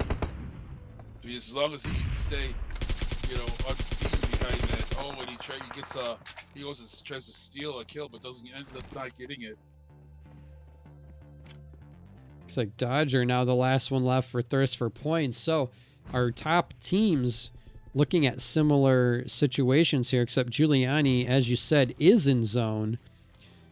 Men of 4, there's 2 Men of 4 teams, Men of 4 and Men of 4 Black. Looks like they have 2 players and all 4 players respectively. So Men of 4 has their full 4-person squad, and they're pushing straight at Dodger right now. And yeah, gonna make quick work of that. So Thirst for Points goes out eliminated before SpaceX. Giuliani laying down in between Men of 4 and Men of 4 Black. They see him now. Oh, he's out running around. Where's he going? He was catching rounds from above. They saw him down there. Oh. Okay, so we got Men of 4 versus Men of 4 Black, and Men of 4 gonna seal the deal here on match 2 in Miramar. So the points after this match will definitely look a little bit more interesting, as you said. The points after match 1, not that they're not interesting, but they're predictable because we saw how they did on the results screen here. Like, we're looking at Men of 4 with that win. They had 12 kills, so nice work there. Men of 4 Black with a fill-in from Cosmos. That was throwing me off there a little bit, seeing Creed's name in there. But they had 7 kills in second place. SpaceX with 2 kills comes in third place. And then in fourth place, Thirst for Points. And they had a pile of kills. I think they had 12. 5, 8, yeah, 12 kills. And then looks like Forsaken Red, Mobile Warriors, and I don't know what team this is in 7th. They have an assorted variety of tags on that team. What are the names? King's on that team. I didn't look at the rest of them. I'll lose my place getting my screenshots. I'll tell you in a second.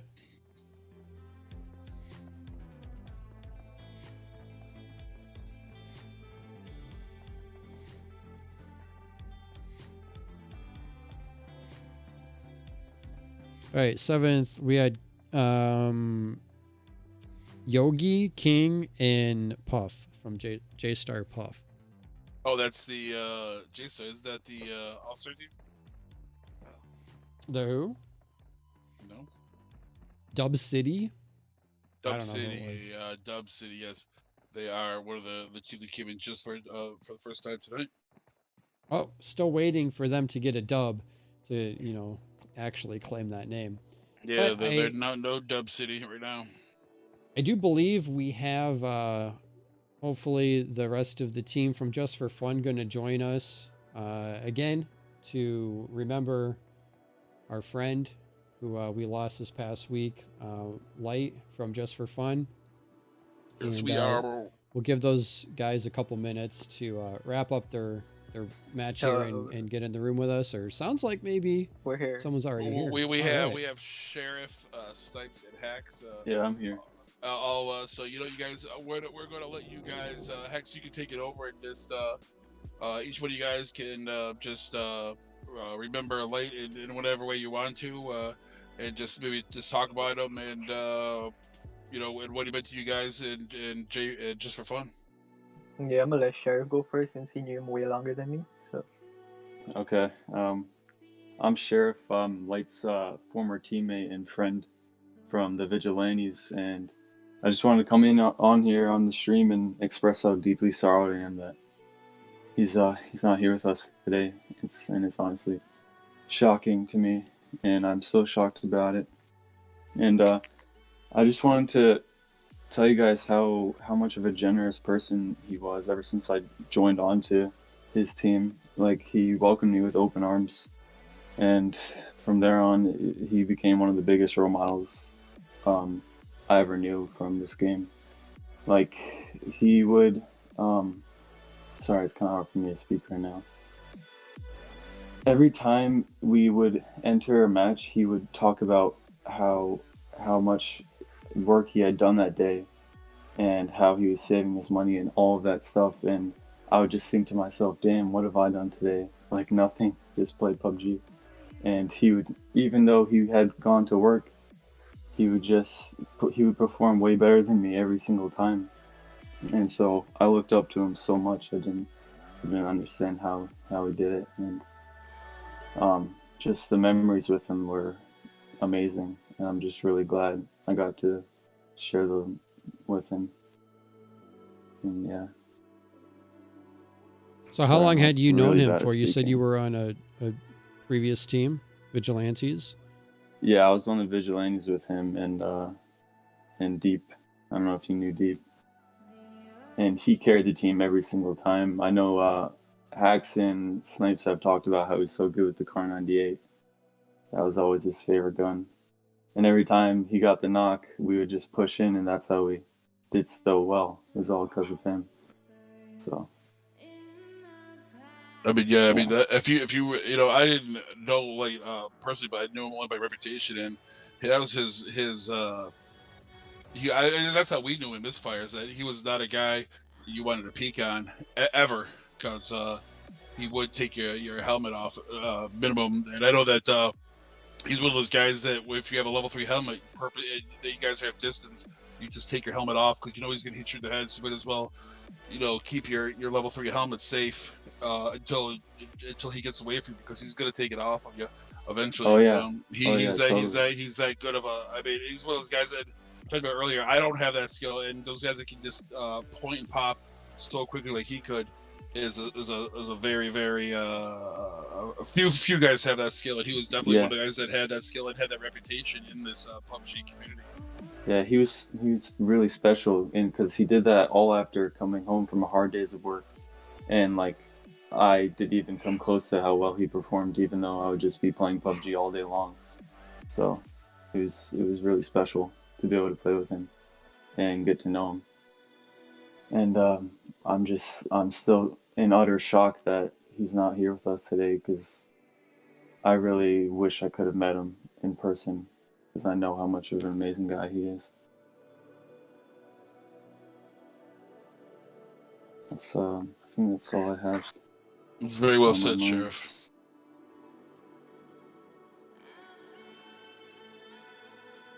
Snipes, Hacks, would you like to say something? Usually, like, I sub in now and then with Martino and the team. And I remember they were trying people out, and they tried a bunch of people out, so they asked me, what do I think of them? And, like, I would sit in with, like, some of the other tracks and whatnot. And right off the bat, like, they would just, like, annoy me. But, like, the first day I played with Light, he was, like, quiet. And then he started making jokes with us, and I kind of liked him. And then we sort of developed a friendship on from there when he joined the team. And we started playing more. From the time we joined the lobby, during our entire, like, looting phase, it would be just me and, like, throwing back and forth, well, friendly insults at each other. Saying who sucks, who's gonna get how much kills this match, or who's gonna die first, or whatever. And then, like, as Sheriff said, as soon as he comes home, he would be at work at like 6 in the morning, and then he comes home at like 7. Almost like 7 at night, yeah. And then he like starts telling us about his game, the farm and stuff, and we'd ask him for like stories and shit. And then he was just like a really good kid, man. The way he had his life kind of figured out really impressed me as a 16-year-old, because not a lot of people have that drive. It's not like their 20s or 30s, and he like sort of had everything figured out. The way he was like just about, like, Yeah, he was so hardworking. yeah, the way he was like conscious about like money and everything else. It's like, you know, people like, he was doing fairly well for a 16-year-old, right? And if you look at his account, it's kind of like empty right now. I mean, he had one that was better, but his current account is empty. And like, the first thing any 16-year-old would do is like spend all their money on some Jesus skins and stuff like that. But I really admired him, and I kind of liked him a lot. Dang, this is actually hard to say. Did not. I don't really expect to like be at a loss of words right now, because I'm usually like very good at talking. But Yeah, it's just unfair that it had to be Light. yeah, when Hacks told me, like, I was so shocked, and I woke up this morning, I was like, I checked the Discord, and I was like, it has to be like a dream or something. Yeah, it's just, this world needed people like him. Yeah, bro, he was such a good kid. I really liked him, at least. Snipes, you should join the room before. Yeah. Yeah, when I got the word, it was like shocking, because the last time we played was Saturday night crew challenge. His last message in the Discord was, I got called into work, ripped my life. And that was a Saturday night late, and he usually don't work on Sunday, but I guess he got called in. And I woke up Sunday, I tagged the Discord like, are you doing crew challenge tonight? No response. So I thought like he was busy. I gave him time. Since still no response. So Monday, we had a league, which is PLP. I think Outcast is participating in that too. And he still didn't respond. So it's not like usually him. One time he did that, and it was because his phone fell in water. So I felt like it has something to do with that again.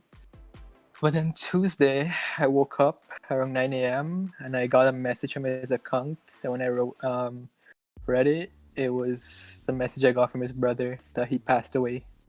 He was in an accident, and I didn't want to believe it. I thought it was a joke or something, but like the way he said it, it was, I don't know, I just left shocked. I couldn't like do anything all day. I was just thinking about it, and I passed the news on, and yeah, it was just shocking to all of us.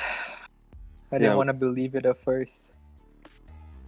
Yeah, when I found out, I had just came back from working outside with my dad, and I had all these text messages in my DMs saying Light had passed away, and I just fell down onto my bed and was like, no, this can't be true, like, what's going on?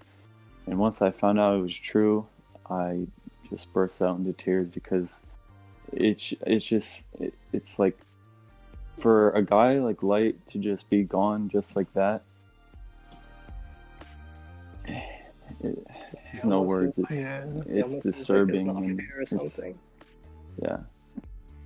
I mean, I I can so only processing what you're saying. imagine what you guys are going through. I mean, it's got to be, especially we're relatively young people. We usually don't deal with have these issues. It's usually something that you think about when you're in your 70s and 80s, but not when you're you haven't really started life yet. So it makes it extra hard. And we're going to continue. We're going to transition into match 3. We're going to have these guys back on after this match, and we're going to continue talking about Light and what a positive influence he was on not only his teammates but his friends and just all the people that were lucky enough to get to know him. So we'll have these guys back right after this match is over, and thanks for having me, man. And continue through the remembrance of Light and how important he was to this community. Okay. Right. Yeah, thanks for having me. All right, guys, good luck as we head into match 3. Let's look at the updated scores after 2 matches. Thanks again for the guys from Just for Fun for stopping in and sharing their memories, how they knew Light, how they worked together as a team, and a little bit of insight as to what kind of person he was.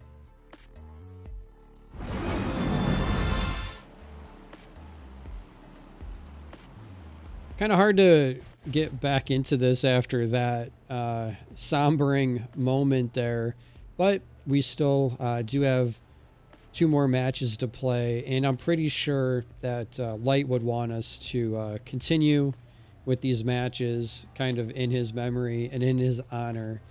And we're looking at the scores here after 2 matches. We see Men of 4 has taken over the first place position, and they're up 18 points right now on SpaceX, who's sitting in second. Thirst for Points in third, and Outcast Alpha has popped off and gotten up into 4th place. No doubt those 19 kills helping them out quite a bit there.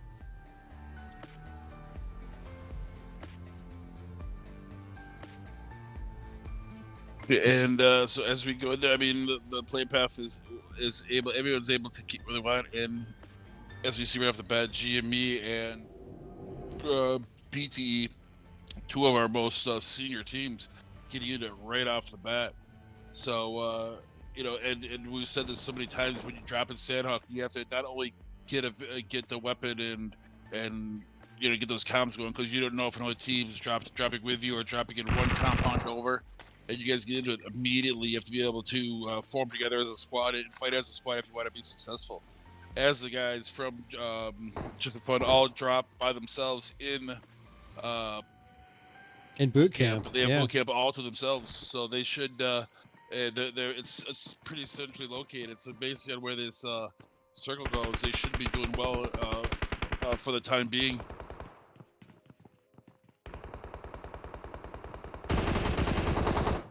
Excuse me.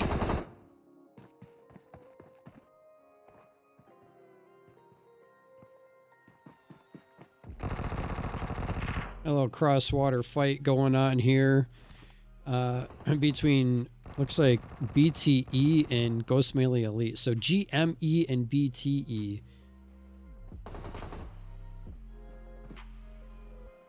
This is a spot where we see Forsaken Gaming land a lot of times. Forsaken Gaming not here this time. The C-Boss, the last one up right now for Blunt Trauma Esports, looks like he only has Korn to deal with. Yeah, Korn the only one up for Ghost Melee Elite. Now, we did see Korn clutch a match a couple weeks ago in the Ruins on Erangel. We've seen some pretty good clutches over there in the Ruins. I wonder if we will have a repeat of that this week. Looks like Korn does get Seabass down really low. And I think that might give him an opportunity to get Michael picked up, and it does look like that is gonna happen.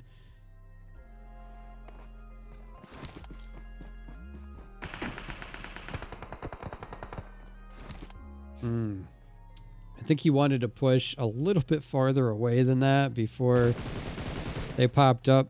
Do we have SpaceX coming in potentially for a third party? We got GoTo on the shoreline here. He's got to have heard these shots.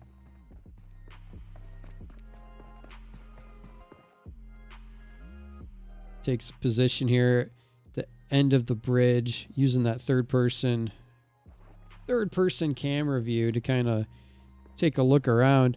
Pushes north though, away from where they would suspect the shots were. So calculated move here by SpaceX to avoid an early match fight.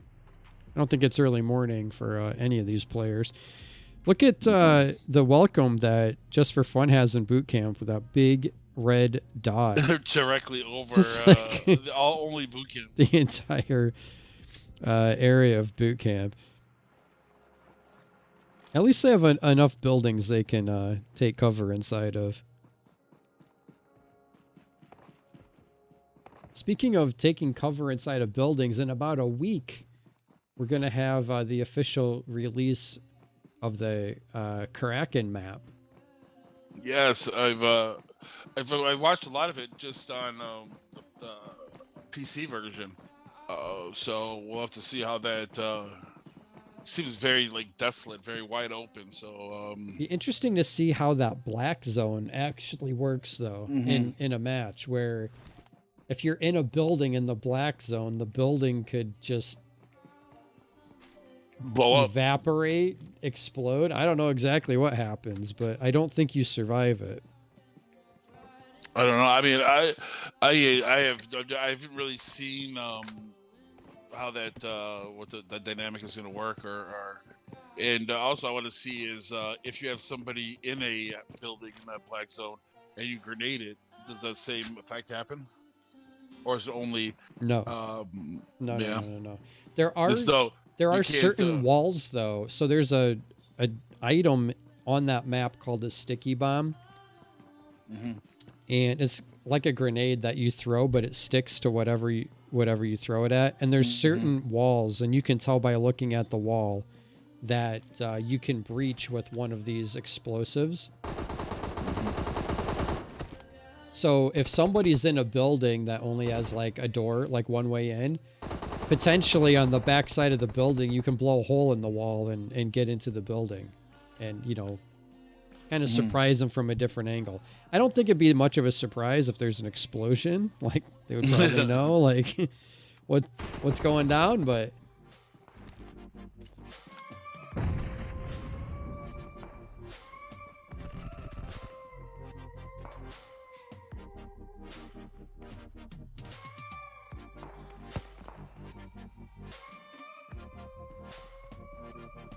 Got Men of 4 and Forsaken Gaming up close with one another right here. Real deal up in the tower.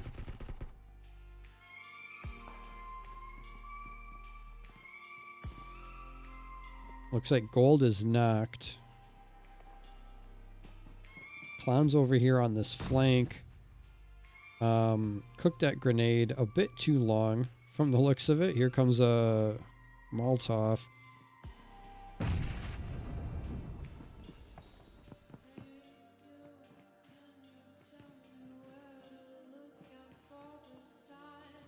Jonica,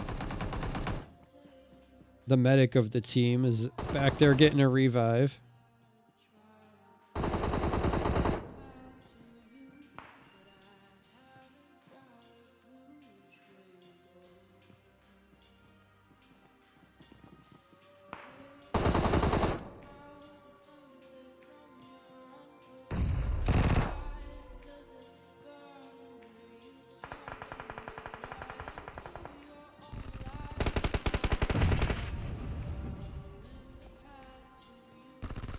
Oh, Clown.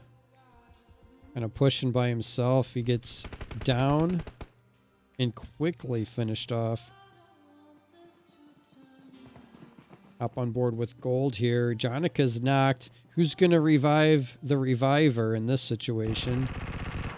Looks like Gold and Trick are opting to try to push and eliminate this team. Meanwhile, Jonica low on health.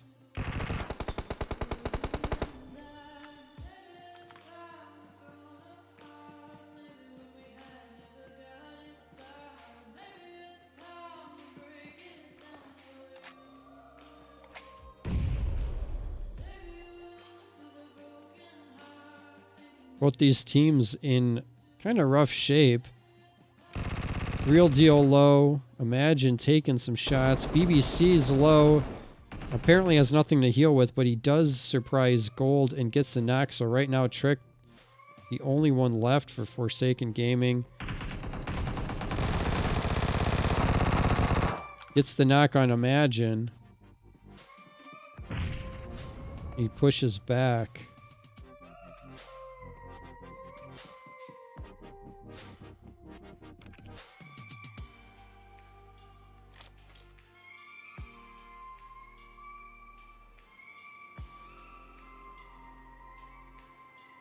Oh, Real Deal gonna bleed out up there in the tower. Looks like Mobile Warriors might be crawling up here for a potential third party, although Trick is left. So is it still a third party if the second party is left? I don't know. We'll leave that one up to you to decide. And Misfire got pinched right between Outcast Bravo and R20. And now Bravo is just hunting down the last member of Misfire Ligma, and he gets taken out. That caught right in between those two teams in that rotation in. It looks like it's going to be a 3-island circle. We've seen this so often where teams have to decide. It looks like it's going to be probably more on Camp Alpha Island. Yeah, Camp Alpha looks to have the bulk of the land right now.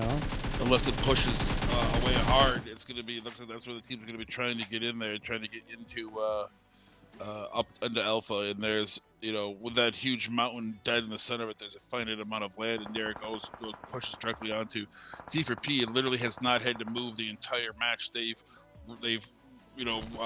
looted Camp Alpha and the compounds behind Camp Alpha, and just stayed right there.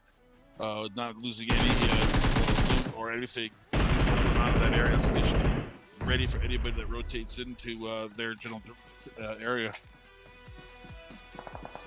And Tequila Shots is taking over the top of the mountain, which I think is a really strong spot if you can hold that down. It's just, I think sometimes people try to hold too much of that mountain. You just kind of hold an edge of it or corner of it, and to be the most successful. We'll see how Tequila Shots does. And their Mobile Warriors does come up to this position and finish off the Men of 4 team that successfully, in a way, held off Forsaken Gaming, sent Trick off on his own. And now Trick crossing the bridge underwater, so swimming under the bridge. Looks like heading right towards GME. Who's still in the same compound they landed at.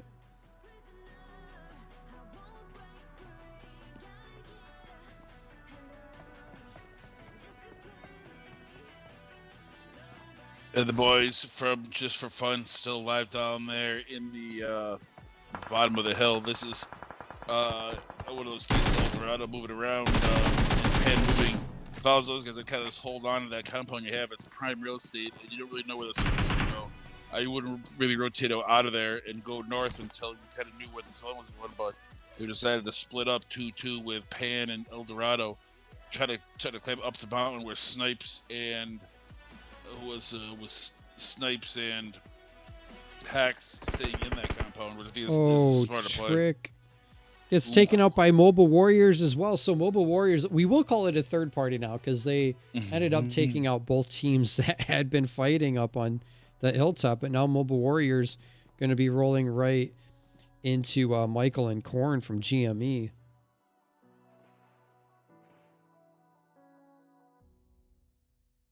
And T for P moving right into this.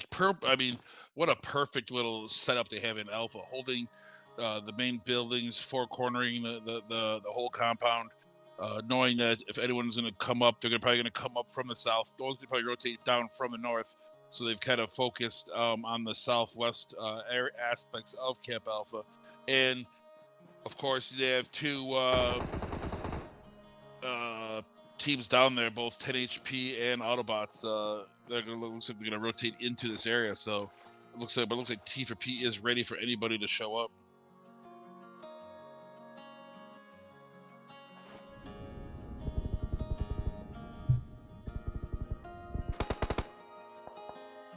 When 10 HP and Autobots merging in that rotation, kind of running into each other, Bliss getting knocked, but Zozu getting knocked also. Got a little pile up here on the southeast side. We got Sweats, Mobile Warriors. Michael finally getting eliminated. I think he'd been in action pretty much the whole match. SpaceX on the west coast here with the opportunity to gatekeep a number of teams and players as they come swimming across or trying to get across the bridge. And I mean, it's going right. It's going to be Tequila Shots is, I think, in the driver's seat because it's going right onto this mountain. If they can hold it, although Broda is not, that's something you really need to get picked up. If Tequila Shots wants to be successful, he is the straw that stirs that drink. And and Pan does get knocked by Tryhard. So, but it looks like they have teams from both sides. Metaphor Black coming up from one side, and Just for Fun coming up from the south. So they're going to hold off along with now. There's really only two ways to really get up to either you're going to come down from the north or you're going to come up from that south or that little southwest corridor right there. And if Killshots can hold them off, they can be similar. But they're going to hold off quite a few teams and try to get knocked again. So though they've knocked both Hacks and two of the members from Just for Fun, they got two of their members knocked. Now they're getting hit from the other side, and now they have another team coming from behind them. The Peep gets taken out by Drago from SpaceX. So SpaceX picks up another kill. They're looking at Mobile Warriors off in the distance.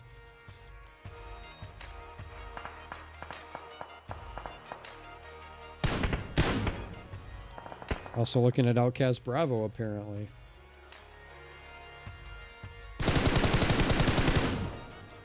Giuliani gets a knock on Snuggles. Snuggles has been spending a lot of time in the blue tonight, it seems like. Yes. But if you're successful at it, you can, as 10 HP, they've been successful at it, and it's got them 9th place overall for the season. I don't know how many times you can read in Discord. So one team mad that they got shot from behind from 10 HP in the 100 meters in the zone. Yeah, but, Crispy way and too here they close come to right SpaceX now. there. Every 10 HP is coming out of the zone. Thought he would to come attack up him in on there. his own. Tossed a nade in a window, but wasn't enough. Like we said, 10 HP coming in from the zone along with Autobots from the south. Aurora and the Sweats both down there. And Aurora's really pushing down on Ghost Spec and those guys from it's only 2 players, J7 and Ghost Spec. And kudos Glitchy, to the only Aurora one up, for noticing when they never have mind. when they do get a kill or they do get some blood, they push. Even if it costs them, they know they have to take that player out.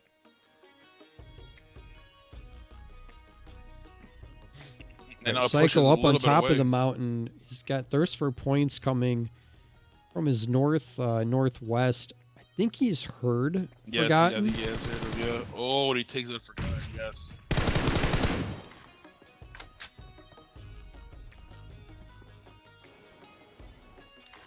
Don't ask me why. Every time he ADSs, it's like 9,000 feet in the air. Actually jumping on the hill. I think that's what allowed Psycho to see him. If he had just been running down, I don't think we would have seen him. Oh, look how close Dodger that with was. the Tommy Oh gun. my goodness. That Never was, running out of ammo. yes, that's what it would. Oh, And but he then backed Ecuador, up right into 10 now HP in running Ecuador with an M249. Speaking of not running Says- out of ammo, Game over. it's Seiko is able to, when that's all going down, able to push down to try hard to get picked up. Tryhard's right on the edge of the zone, right on the cliff, so they're good for right now. I don't know what they're going to do if the zone pushes away from them, but they do have the green grass to their right, so they might be able to get out of there, but 10 HP's right above them. All right, SpaceX still, if they can get Drago picked up here, we'll have all 4 players alive. Drago kind of out in the open, though. Is going to have to crawl to this rock so his teammate has some cover for the pickup. They go try hard. They've pushed actually away. They have to push the other side to want to stay alive. They have Goldie right above them. I don't know if Goldie sees them. He does. He does see them. He's just looking for an angle to get at him. Yeah, oh, he's using those mollies.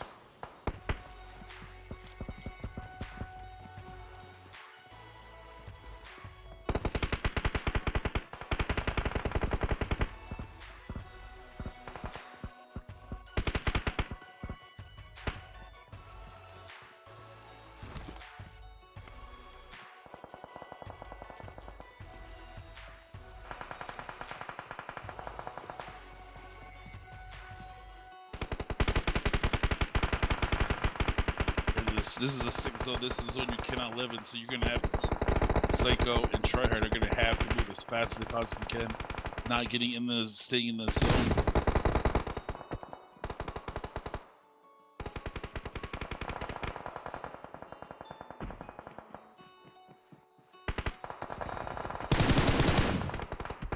Tryhard's got himself stuck there. Looks like he's gonna jump for it.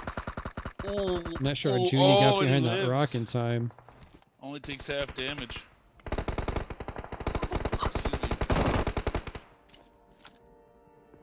Try hard and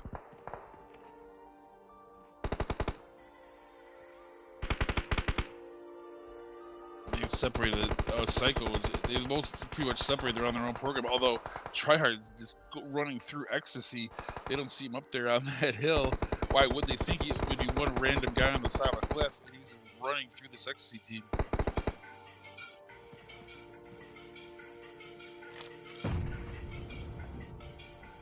It's the boys from Just for Fun still alive. They've got 3 of their 4 members up. Not only that, they are perfectly in center zone for this. They just have to hold this. I mean, it could end up being a heal off if for these other teams. But they're in a perfect spot for this match to end.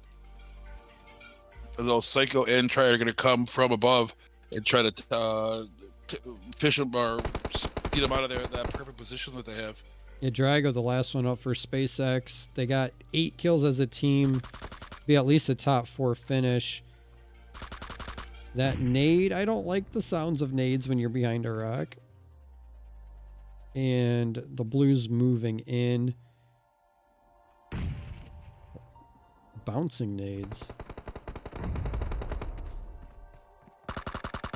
And he makes the run for it, gets to a tree, throwing some shots. He gets a knock on Snipes, but Hex gonna finish him off. And now here comes Psycho and Tryhard from above. Now that Snipes is knocked. It's only down to Hacks.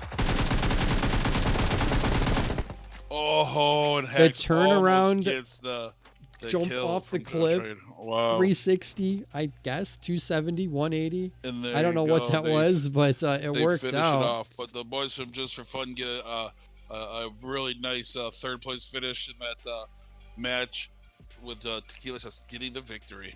Heck yeah, after that emotional intermission, nice to see them pull out that type of performance. But we did have Tequila shots with Psycho's 8 kills, leading the team there to a chicken dinner. Ecstasy coming in 2nd place. I know we've had some Ecstasy fans in chat, so good to see them in 2nd place. Just for Fun, as you said, in 3rd. SpaceX in 4th. Autobots in 5th. 10 HP in 6th. And D3 in 7th. we'll go ahead and grab these screenshots and start thinking about match 4. The last match in Erangel, the match where so many things you see that so many points can be scored on that Erangel match. It seems that you think that we get the most kills. We did get a lot of kills in that Sadhawk match, but it just seems that there's something special about Erangel. You get those 25. The team pops off at 25 kills. It seems to have the most in Erangel than any other map, at least when I'm watching. And of course, Eragel's still my favorite. It's a classic, so I like that we play it twice. It's a map that everyone knows so very well. Yeah, I know there was just... at least from me anyway, wondering like, okay, are we gonna play Vikendi again, or what's going on with that? And it was very nice of Tencent to answer that for us and say no. Exactly. No Vikendi. They told us. Obviously, the last couple maps that they came out with aren't really well suited at all for scrims, especially the format that we do, because they're not, they don't have the player slots. They're too small of maps. So speaking of one more match, we have once again Snipes and Hacks. First of all, Hacks, congratulations on that third place finish. That last match, you guys almost pulled it off. You guys had the perfect spot on that edge of the mountain, and then you got Tequila's had this game. You got a knock at in an opportune time. And at the same time, Tequila shots pushed you guys. How did that last little 30 seconds of that match play out for you guys? We had zone luck, which we rotated early to the hill, so it was pretty good. We expected like a top 5 finish because like we had a good position to hold. It was just unfortunate what happened because we got pushed from top. And as we come back together to talk about light, one thing that you had said is on Monday, I actually reached out to Hacks, saying that we hadn't heard from you guys in a minute. The season's coming down to the end. You guys want to come on Monday, and usually when I talk to Hacks, he's usually like, "Oh yeah, sure, we'd love it. Great." And at the time, you said, and let me read what you responded to me. I said, we haven't heard from you guys in a couple of weeks. You want to come on? And he just says, everyone's super busy. I'm sorry, we're not even playing today. And I was like, wow, that is odd, because I know you guys are pretty consistent with playing as many matches as you can. You guys are up in 8th place, making a push. And for you to just say you were going to play, that was obviously something that was not like you guys ever. So obviously now knowing, what the bigger picture was, it's obviously makes 100% sense. But it just was... must have been very tough. You right off the get-go, first not knowing anything, and then obviously getting the news, and it's obviously the worst news you could possibly. It's one thing to think, maybe he just came home, fell asleep. That happens to everybody. But then to be woken up the next day and know the worst, that must have been that's news that nobody ever wants to hear. Completely unexpected. I know, like Monday when I sent you that message, I didn't even know, I didn't even think of something like that to happen. It was just shocking. Like nobody played since then. Yeah, we didn't really play. Today was the first day we played earlier this week, and now Outcast. Yeah, it's like you don't think about it until it happens, and then after, it's just super hard to comprehend. It's like unfathomable. The weird thing about life is that you always think you have more time than you actually do. And that's yes, I think that's a great point. Is that when we have to deal with death, it's somebody that is our grandparents, God forbid, or an older person in our family or in our community, and you can kind of not want it to happen, but you can accept it. They've lived a long life. They've had family, kids, grandkids, and they've lived. But when somebody not even in the prime just has a spark of life just in them and has so much potential. What you guys said, hard working, ambitious, it makes me angry. Yes, it does. That's totally understandable. Because it doesn't make any sense. It doesn't. It's very hard to, at least from my head, to comprehend. One thing when I got the DM from Hacks telling you happened, first thing I did is I have a son. I went over and gave him a little hug, and of course he's like, "Get off your dad," whatever. But because just automatically you think about your life and your family, and what if it happened to you? And I think that's what really gets us the most emotional. Is yes, it's when light's gone, and that's terrible. But then then you kind of realize in your head that it can happen to any of us at any moment. And life is so fragile and so fleeting, and it kind of like brings it all into focus for all of us, and that can be hard to deal with, Yeah, totally. And Light will be remembered for how amazing of a person he was in the short time he had here with us, and that's all we can really hold on to. You know what I mean? It's like, you wish there was more, but there's not. So. Well, I think a lot of people, we get kind of like a hard time, if you're a quote unquote a gamer, played a lot. But one thing I always notice is that I've met a lot of people and become good friends with a lot of people that I would have no chance to ever meet in real life. Oh, but, yeah, I wish I could have met Light. But because of PUBG, I'm able to be friends with these people. And I tell you what, people say, well, you've never seen them, they're not in real life. But I tell you, I've been some really strong friendships that Totally. And people I've never ever met, just talking to them. Because I tell you what, I spend more time playing with my teammates and hanging out with them hours and hours every day, more time than I spend with my IRL friends. Because you might see them once on the weekend or sometimes, but when you get on this game and you end up playing 4 or 5, 6 matches or doing the scrims, well, that's 4 or 5 hours that's gone by, and you spent that with the same people, and you build a legitimate and true bond with these people. So, it does hurt terribly. Yeah, I agree with that statement. Like Hack said, he felt like he knew Light like as a real life friend because of how much moments they shared together. From the moment he joined the team, from the moment he joined the team, like I knew he would fit in, because like we usually play for fun. Like we don't really care about much. Like we just try to have fun, no matter what we do. And like I knew he would have fit in at that moment. And we usually, like, from the moment he joined, like weeks after we got closer, I'm the one who usually signs up for Scrim. Like, and we have a Discord. Like I put a check-in. He always checks in, no matter, like, he has work. He'll like message me and tell me he'll miss first game of 7 EST because he's now leaving work. So I was like, bet I'll get a sub for you for that match. Some days, like on weekends, we do like 3 scrims a day, which is 7, 10 Outcast or whatever, like on Fridays, and then we usually do Me-Seeks or LNS. He usually plays all, like, even if he can't make all the matches, he'll at least play at least 1 or 2.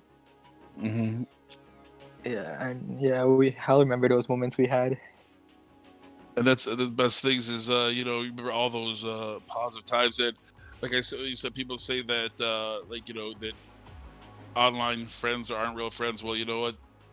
From what hearing you guys talk, totally and that pain you guys are feeling is legitimate, and it's real. And you guys, no one deserves that, and I'm sorry for you guys. You guys have to go through this, especially from you guys who said such a great guy and Light. But the pain is real, but you guys, it's part of just remembering the best parts of them, and all that stuff, and telling people, and you're not say as long as you're not forgotten. You're not really gone if you're not forgotten. And I know that you guys are going to be able to, from all over the United States, North America, people remember this guy, Light, remember who he was, what he played for, and he'll be remembered by a lot of people, even if it's, not friends and family or people that are close to him, but his memory will go on, because I'll remember him. I know that you guys will too, and so he has had an impact, even if there was he didn't have as many years as he should have, or that he deserved. The years he did have, he did influence people, and he will be remembered. Yeah, totally. When someone dies, you're like, oh, they were such a great person, because you're not going to say, oh, they were horrible, right? But like, I genuinely mean he was a great person. Like, 100%. For a 16-year-old kid, he had everything planned out in life. I'm not just saying that because he died. Like, he was actually such a good person. I have never heard one. I mean, I've been doing scrims for a while, and I've never heard one person ever have a negative comment about Light, ever. Yeah. Other There's than nothing. like he's So- like other than like this jerk just took my head I'm off. that person Like, in the game, you right? know. Like I'll knock people and I'll punch them out and stuff, right? And if I'm dead, I'm like, punch him. He's like, nah. Except for when he killed the whole lobby. Yeah. I mean, the only time people talk negative about him is when he thirsts you, and you're like, this guy, Yeah. what the heck, you know, what the And, heck? How did he do that? He shot me from 250 meters away with a 4x on a Exactly. 108. How is that even possible? Yeah, light hit those. He was my hype man. Like he would have 8 kills, and then I'd finally get a kill, and he'd be like, "Nice, Sheriff." And like, what do you mean you're carrying the whole team? So, but We'll miss him for that. He's usually the hype me one who up. gets a knock. Like we like to push everything. That's how we die most of the times. Like we don't care. Mm-hmm. So like we'll just pull up. I would be like, you have a K9. He was like, yeah, okay, get a knock and we'll push. And he gets a knock, we push. Yeah, that's basically how we do it. So you guys are just like kind of just sitting around waiting until that knock comes and you guys are ready. You're like, anytime now. Anytime you want to get that knock. Okay. And he's like, oh wait, I have to get a knock. Okay, here. So good with the K9. Yeah, when he misses like 1 or 2, like he just like pre-fires. You're like, oh, you're throwing, like you can do better, and like you just taunts him. And it's good. It's all those. I mean, I can only imagine you guys have spent hundreds of hours, you know, since you've known them playing this game, and you know, it's not even like, you know. I mean, a lot of the memories that I have with my friends, it's not even in the matches. It's like sitting in the lobby, you know, or in Discord waiting, or just sitting. You know that it's too late to play one more match, but you're all in like the classics lobby. You're like, okay, let's play one more. You know, y'all actually be going to bed. Y'all have work, but you just, you know, because you don't want to end that, like, you know, there's that magic that comes around when it's late at night and you have 4 buddies just playing classic after classic, and you're on a roll, and it just seems so much fun. You don't want those times to end. Yeah, totally, man. And then, and light would always. Oh, you go, Snipes. Whenever it was like something, the only negative thing I'd say about him is that he sucks at driving. Yeah. He's a terrible driver. I actually sent a clip to and then we'll just or Speed-Up, I think. 5 minutes straight.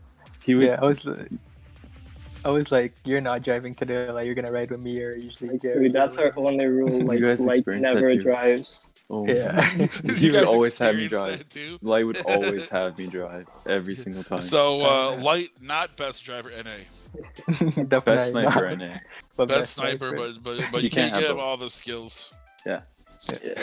I mean, it's I really appreciate you guys. I know it takes a lot of strength, and you guys could have easily said, no, we don't want to come on. We don't want to talk about our feelings in front of everybody, but you guys keep on here, and I really appreciate that.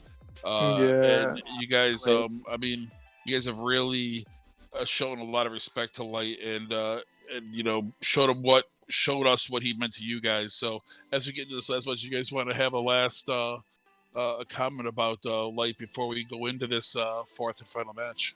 Yeah, it was just like to say, like, the brother I never had, at least. Yeah, and I want to thank you guys for doing this for him. It makes all of us happy.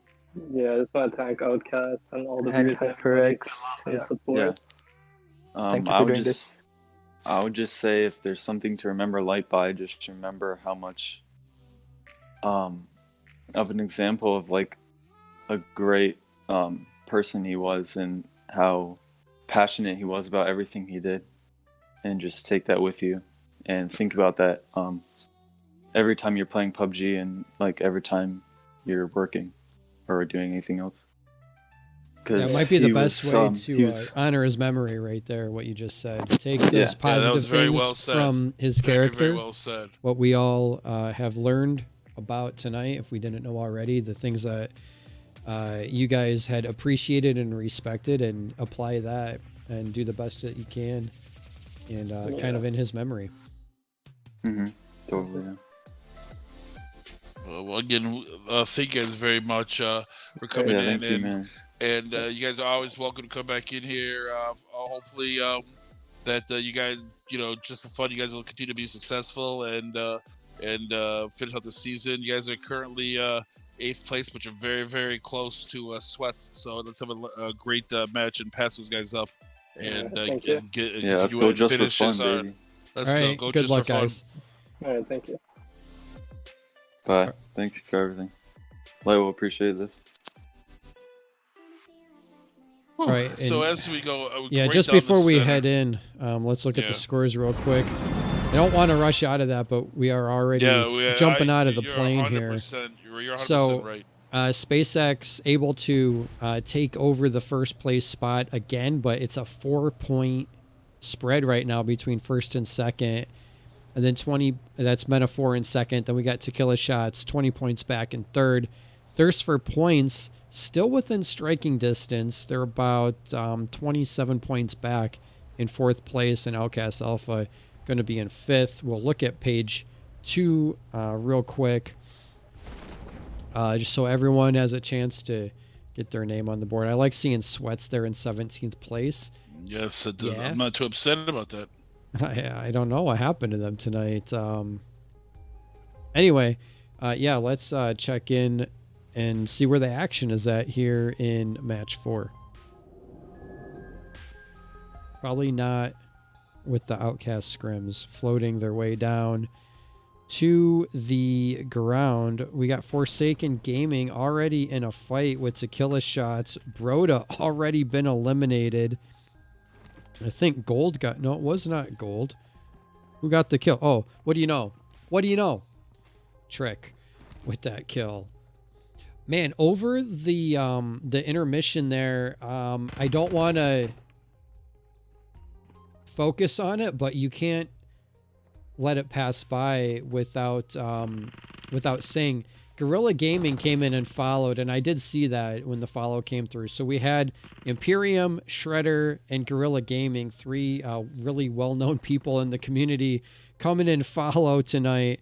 So obviously we do appreciate that, but Guerrilla Gaming dropped 50 gifted subs to the Outcast channel. 50? 50.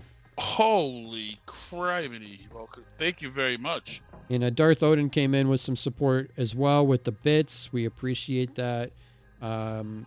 We are looking at ways to support Light's family, and those displays of generosity will definitely go towards that in whatever way that we find is most appropriate. Yes, so we have to speak to their family and what they feel is what they want. That's the most important priority. And then based on what their wishes are, we'll move forward from there. Right. And I think everyone can respect it's really a sensitive time to be having certain conversations. Right now. Yeah, so Tequila Shot's still in this fight. Tryhard, gets S686 and is taken out.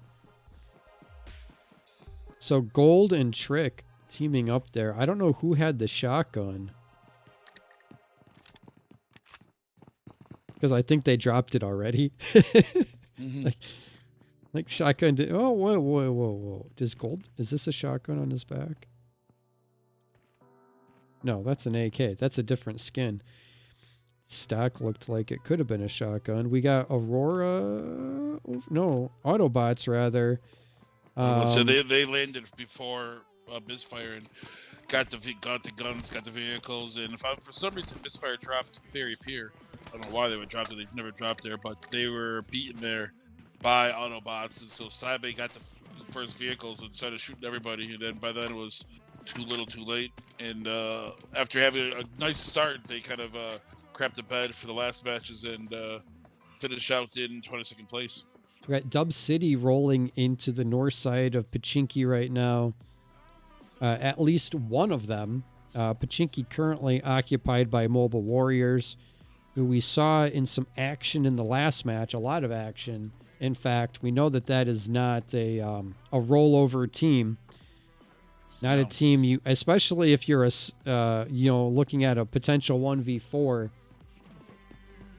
When you're on that little island house on the north side of Pachinki, they could easily maneuver around and get a bunch of angles on you. Does look like King. Oh, he does take down Dova, and just the immediate thirst. Yeah. No cares given there. Just hold that trigger down. Didn't hit all one magazine. Just goes from the knock to the thirst all in one magazine. So that is always so very frustrating. I know obviously that's to happen. You want people want to get the kills, but when you go from knock to thirsted and so quickly, it is very frustrating.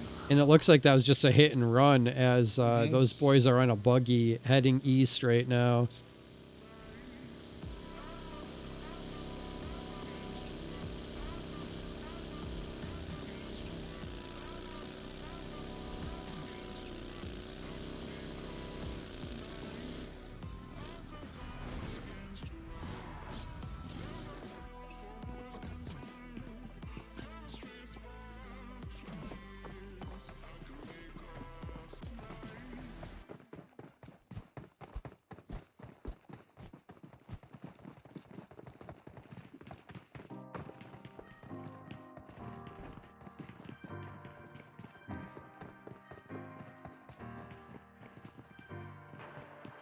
Everyone looks like they're playing pretty carefully so far this match. Everyone left anyway. We got Outcast Bravo in their normal location over here on the east side between kind of Mansion and Lipovka. Got Thirst for Points coming down to the zone from Severny. Looks like D3 and North George. Ecstasy making their way in from Zarky. Surprisingly, nobody in military, not 10 HP, not SpaceX, not Meta 4. Usually those are three teams we'll see in military. We got and it was a Outcast Scrims down there. Yeah, that was at seat-ups down there. They've got the easiest spot in zone right now. I know, but I'm surprised no one's even rotated down there or anything. So obviously a team that, I mean, we missed it on Monday or Friday. It was Monday. J7 from Sweats camped the Western Bridge all by himself. And just like his whole rest of his team was in, so he just camped it all by himself and waited, and only one team came across the bridge, and it was, I think, Meta 40 took 2 of their 4 players out. So, and they just kept on going. So it was impressive that the guy had the guts to go for a 1v4 against anybody that was going to rotate through that Western Bridge. Saibi took some shots at Spec, and Spec returned the favor. And there's Saibi. Jumped on the motorcycle and did not start moving immediately for one reason or another, and paid the price there.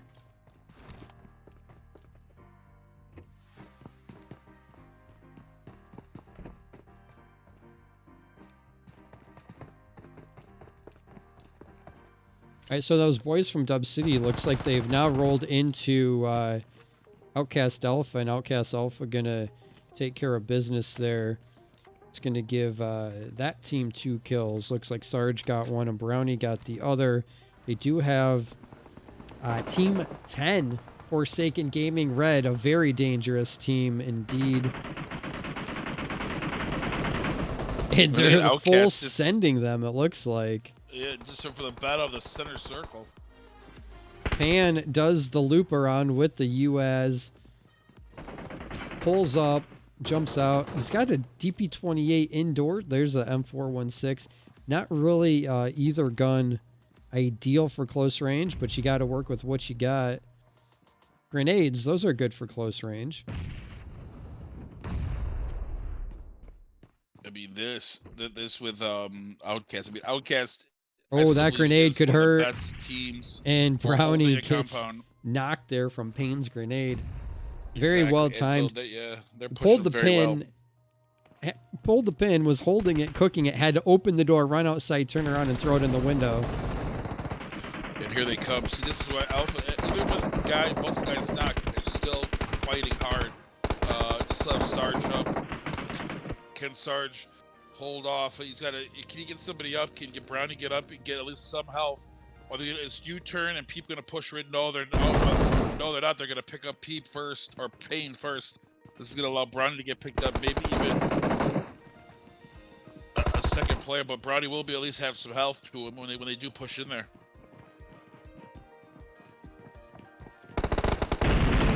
Oh, and Peep comes in behind while Brownie is reloading. Wow.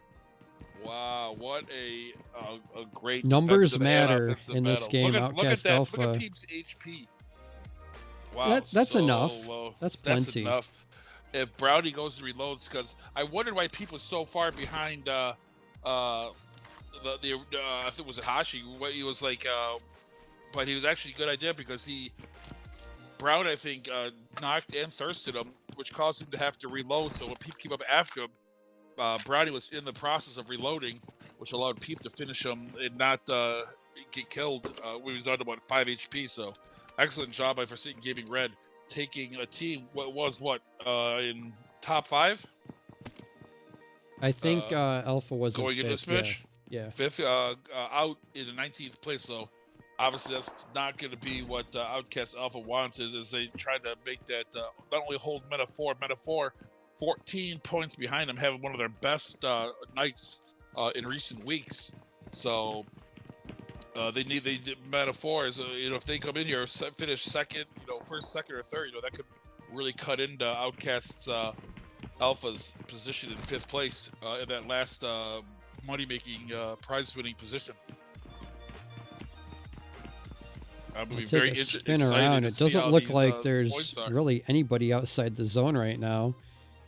Look at Kira. What he wins the Random Blue Award for this match. As Okay, he's now driving Kiro. up in Yeah. North George. There's always one guy. I that's didn't just, look for that some far reason, out of the so far zone. away, so far away. If you notice it, there's always one guy that's just not knocked, not hurt, just 1,500 meters out of zone and doing his own thing. Yeah, surviving. I love it. I think it's great. Enjoy the second zone. He's like, I got plenty of time to loot. What are you guys all in a hurry for? It's 6 first aid kits. He's good. That's right. He's fine.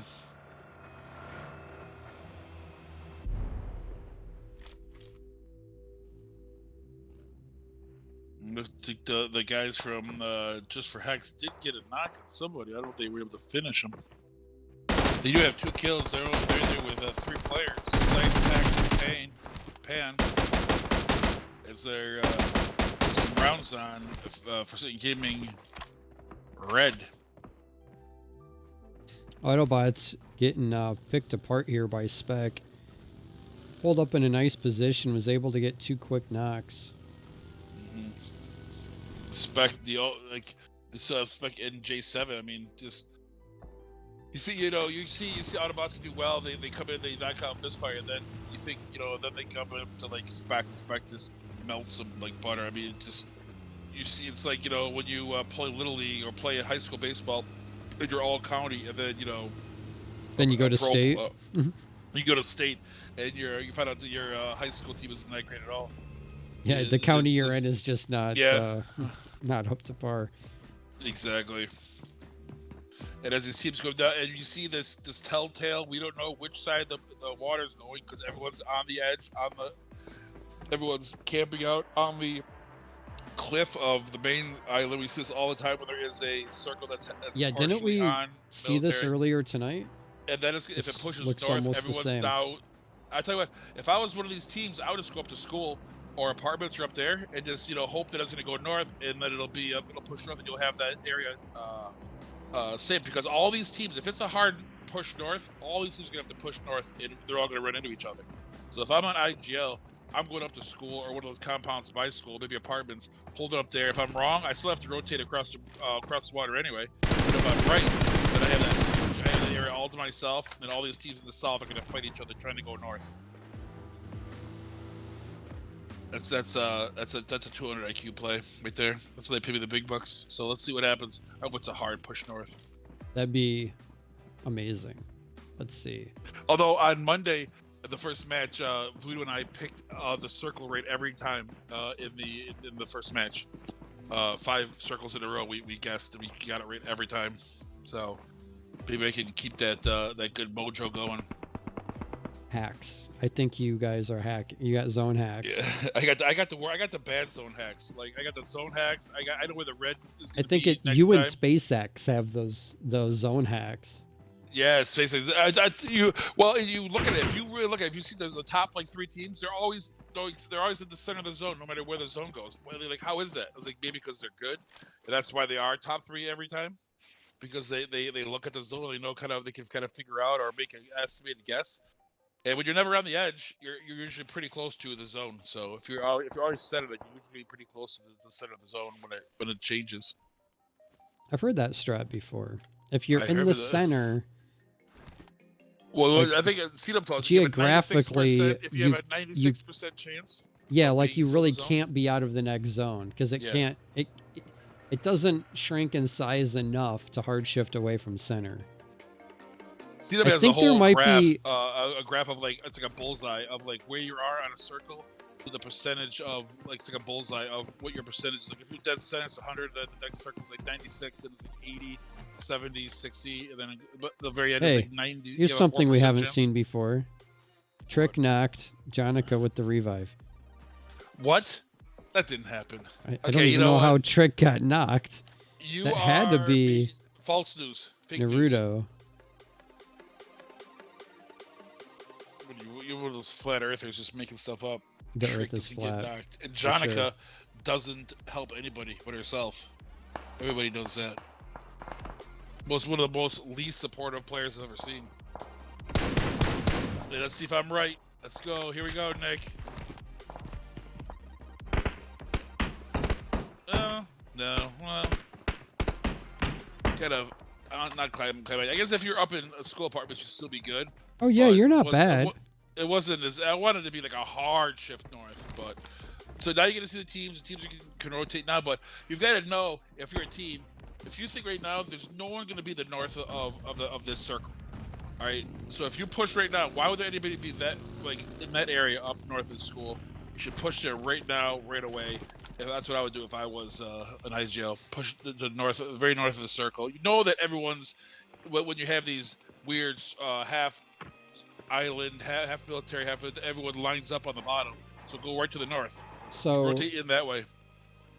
Outcast Scrims just died to zone, but I did want to point out they made it over 18 minutes in this match. I know they Outcast died. Scrims players have put a lot of time in putting Pretty hours good as a in. solo. As a solo, Yeah. put the hours in, trying to get those strats up. He's sick and tired of us making fun of him on the scrim, and he's going to prove that he has what it takes to be a top tier 3 player. The Warriors getting up there on Potato Hill, getting there early and first. Let's see if that's positive. Usually, sometimes when you establish that first, you gotta deal with so many teams. Crash landed the motorcycle. I think that's SpaceX she's taking shots from. No, it's oh yeah. Oh no. Who shot her? That wasn't SpaceX. She just ran through the gauntlet then because she was getting shot at from multiple teams. A lot of times you'll see a team that rotates into that Was that center, Pan that got prime, the knock? that prime spot. I think ends that up was being Pan. a So bad just idea. for fun, in the middle here, getting some action. Oh, you are right. Yeah, it was Pan with the knock.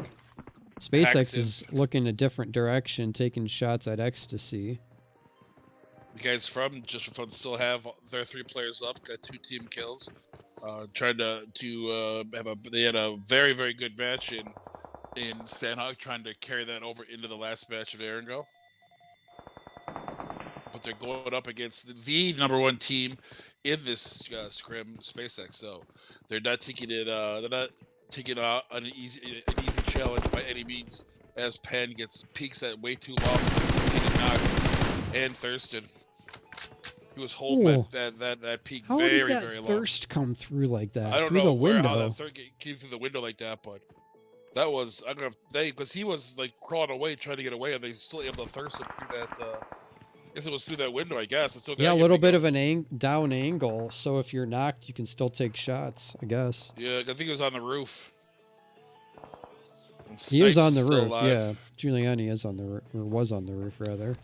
So Snipes and Hex still alive. We have to see if their stomach for this battle is decreased. There is a little bit of a distance, so they don't really have to take this fight this if they really don't want to. There is enough room, but They are Snipes is looking at he knows there's multiple bad guys around. He's moving around, staying away from, making sure that Bravo can't see him, making sure that SpaceX, he sees Metaphor up on top, hits a shot and gets out of the way. So NWA Snipes playing for just for fun is doing very well in keeping those third party peak very well and not hold any of these angles, which is one of the things that was what happened that Pan did in that when he got knocked, he held that very, very long waiting for that guy on the roof to Juliana to peek. And they just looked over, they could see using a third party peek, know that he was hard peeking and be able to go up there and take him out. Start pre-firing before they even keep a crest to the roof. Yeah, Peeker's advantage is definitely a real thing. That's one thing I'm terrible at, and I do it all the time. Where I know a guy is there, and I hard peek at just waiting for him to come up, and he sees me, so he starts firing before he even comes around over the roof. And of course, I'm already 2 shots down by the time I get my first round off, and I'm dead. And it's so you just can't do it. It's just, that hard peek is it's so alluring but so deadly. Right, with the time to kill so short in this game, a lot of times what happens is server side, you're technically dead before you even see the other player. They pop up, they shoot you 4, 5, 6 times before, and then you see them come over the hill. A lot of times it appears like it happens to me, like I die and then I see the player come over the hill, and it's like, how do you do that? But that's called desync. And that's a thing. It does give it's an interesting mechanic, to be honest with you, because a lot of people think in TPP that you just camp on a corner or in a building. But the thing is because of that mechanic that we just talked about, the player that is aggressive and pushes will generally have the advantage over a camper.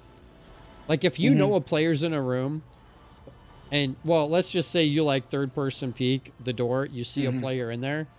If you push them, like you have the advantage in that fight because you can get shots on them. Number one, before they can see you, and ultimately then before they can react and get accurate shots back on you. So it kind of, in a sense, balances out the campy aspect, maybe. Well, I think the camping ethic is people have accepted that. I think the problem is it's really a problem with just like open field snaking. That's snaking. That's a little different. Yeah, that's different. That's because I can accept that. I always felt that if the best thing that PUBG could do is that if you go prone, you switch from TPP to FPP. If they made that one change, I think that would alleviate a huge amount of the beef that people have with TPP. People can accept the TPP peaks and all that stuff because it is what it is. But it's just if you just went to FPP when you went prone, I think if they can do it. It's obviously they can switch from FPP to TPP by clicking a button. So obviously they can make it an automatic if then when or when then if. We've got an interesting interaction here. Pain or Peep. One of them just knocked Trick. I think it was Pain. I do like that thinking out of the box there, where as soon as you hit prone and your belly on the ground, that you're in first person. It would make open grass zones at the end of a match quite a bit different.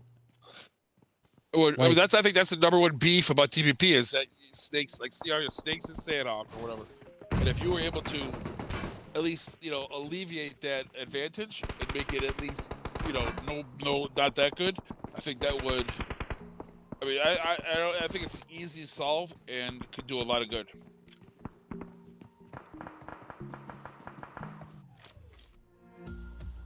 I'd vote for that change. Put it in the game. Just see how it goes. I'll take a finder. I'll take a what's it called, a consulting fee. Yeah. I'll send the bill 125,000 from consulting fee. I'm sure the majority of comp players would not like that change, though. Oh no. Just like they didn't like comp players. Whatever competitive players don't like any change because they're used to one type. Like the way they changed how the smokes deploy, where there's a timer or whatever. Yeah, they don't like that either. even though, like, it makes sense. Like, there's a 6-second fuse or whatever on the smoke. It doesn't matter if you hold it in your hand for 6 seconds or you throw it on the ground. It still takes 6 seconds before it starts to billow. We're gonna change that, and we're gonna change hit markers in the smoke for you.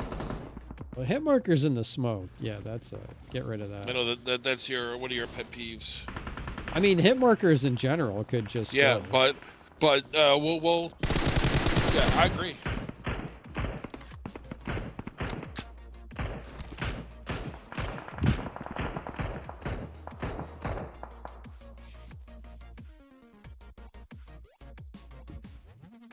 And then the next step, get rid of the kill feed. Really? Like, if you're in the match, there's no kill feed. Really? What would be your? Because you don't have that. What's that? Sorry, Like, someone what was would be shooting your my ears. reason behind that?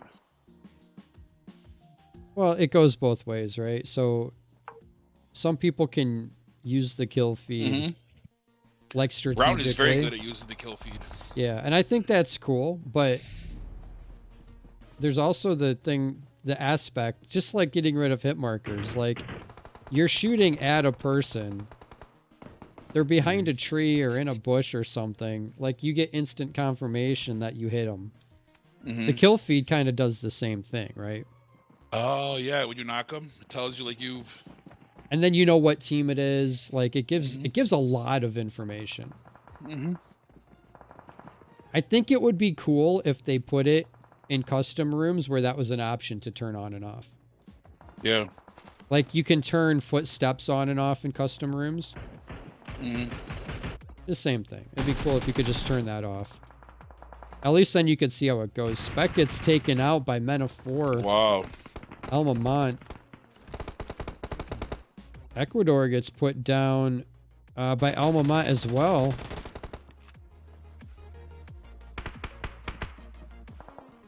I was going to say Alma Mont having a heck of a game, but we just watched the 2 kills that they have happen within about 5 seconds of each other.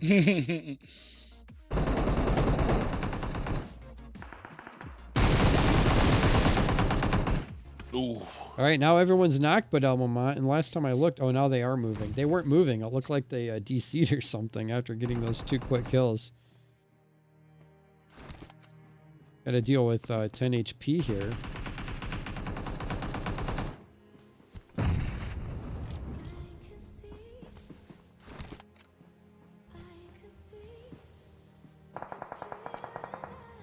Alma Mont doesn't want anybody to see him.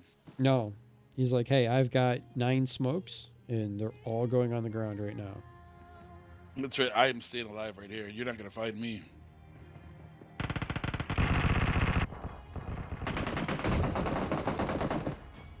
Drago making his way up the hill. Not even a gun in his hand.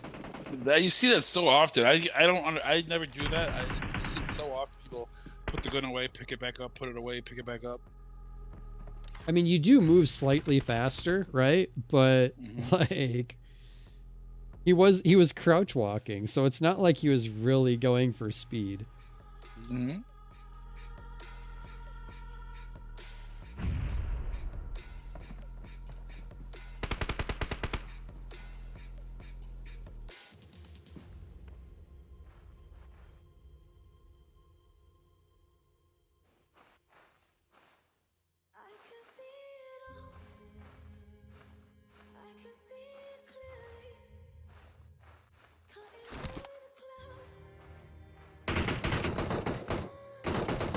Oh, Drago's gonna get taken out by Hacks. So what do we got? 2 players for SpaceX, 1 player for Just for Fun. Forsaken Gaming has 2 players up. Men of 4 Black and 10 HP. Oh, Hacks takes some shots. I think that was from What a Forsaken great move. Gaming. Jumps over the vehicle and goes straight to prone.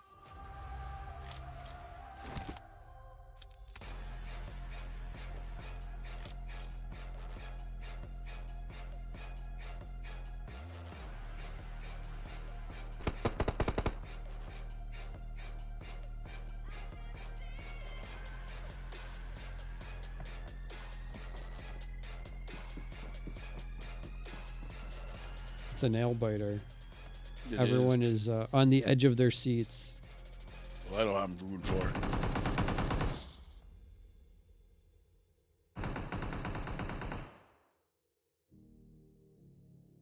I do too. Where'd he go though? Oh, he's down here.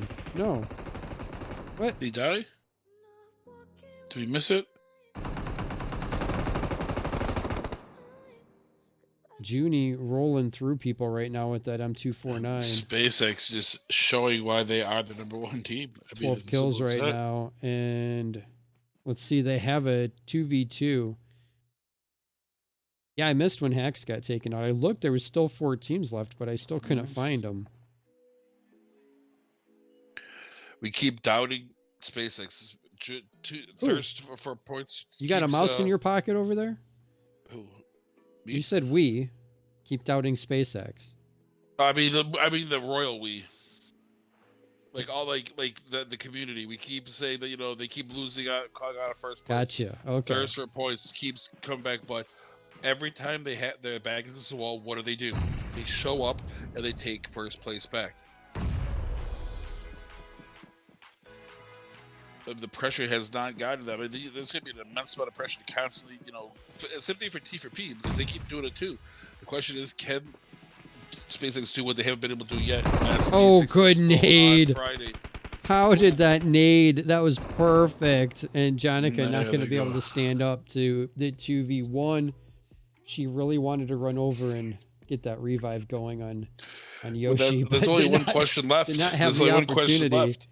Is can SpaceX clutch it on Fridays? Their worst nights. 14 kills right there Wow.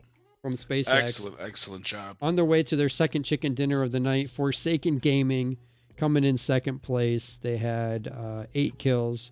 Men of 4. This is Men of 4 No, Black. I know that overnight that Bliss and CW 9 worked very hard kills. to update the scores as quickly as they possibly can, so that when you go to outcastesports.com, go to the stats. They're updated. They're usually very very quick, but when it's updated when we've had 23. What's 23 times, or what's 7 times 4? No wait, they've had four scrims, 12. How many total scrims we have? We know how many matches they've had. You just look on the thing. If the matches equal up to how many we played, it's been updated. That's how I know. And but these guys are very fast. One maybe 2 days at the very very most. You guys can see what the stats are, both for the players and for the teams going into this last match. It's gonna be close. It's gonna be close enough that TVP can still catch them. And if you've been watching, SpaceX has been averaging 8th, 9th, 10th place finishes on Fridays. So it's not anywhere near. This is literally the same narrative we've had for the past 3 weeks. T4P's in first place after Friday. SpaceX takes it back on a Monday and Wednesday, and then T4P takes it back on Friday. Will that process happen again, or will SpaceX stop that and get the victory this Friday?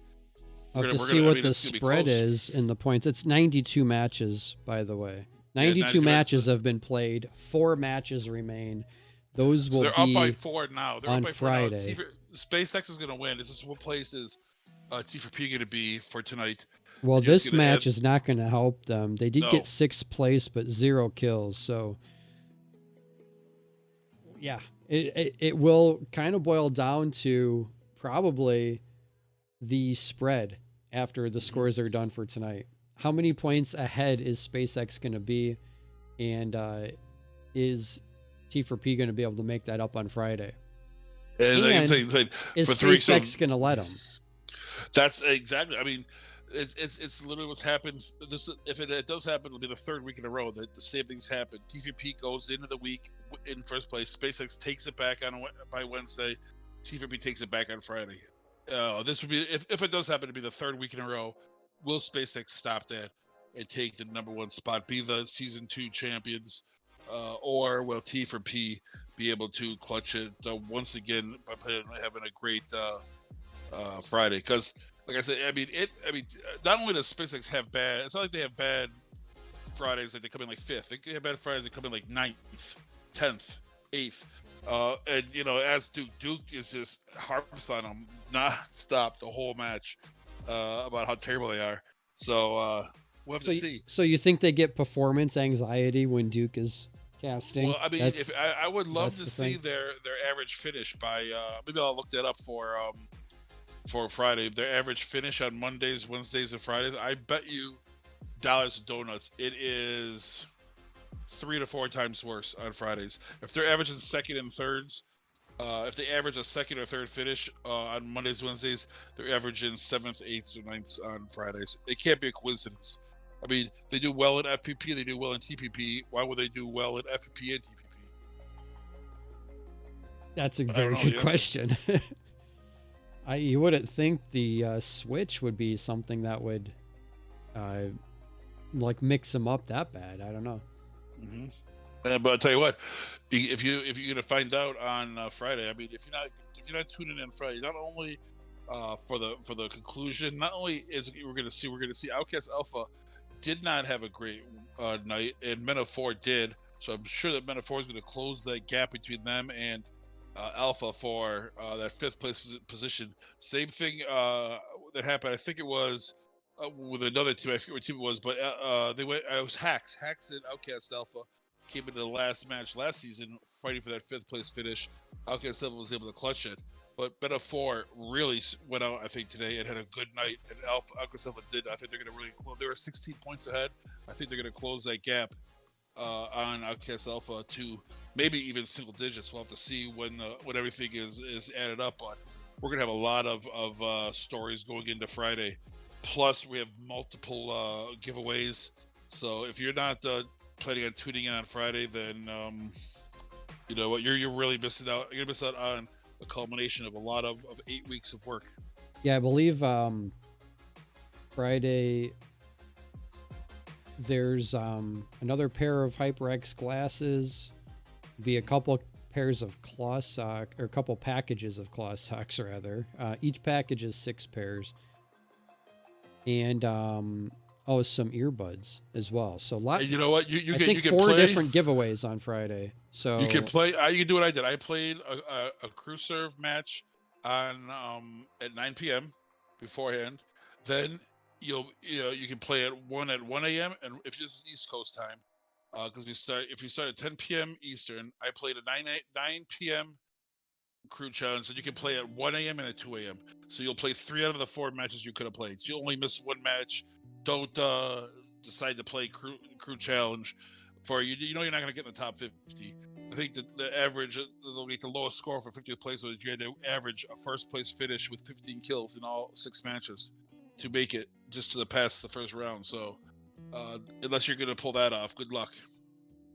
Come in here, watch these last matches, participate in them, and this is I thought season 1 was great. Season 2 was even more exciting, even more close, more battling, more. We had less teams, but each team we had more buy-in. I think we had 81 teams in season 1.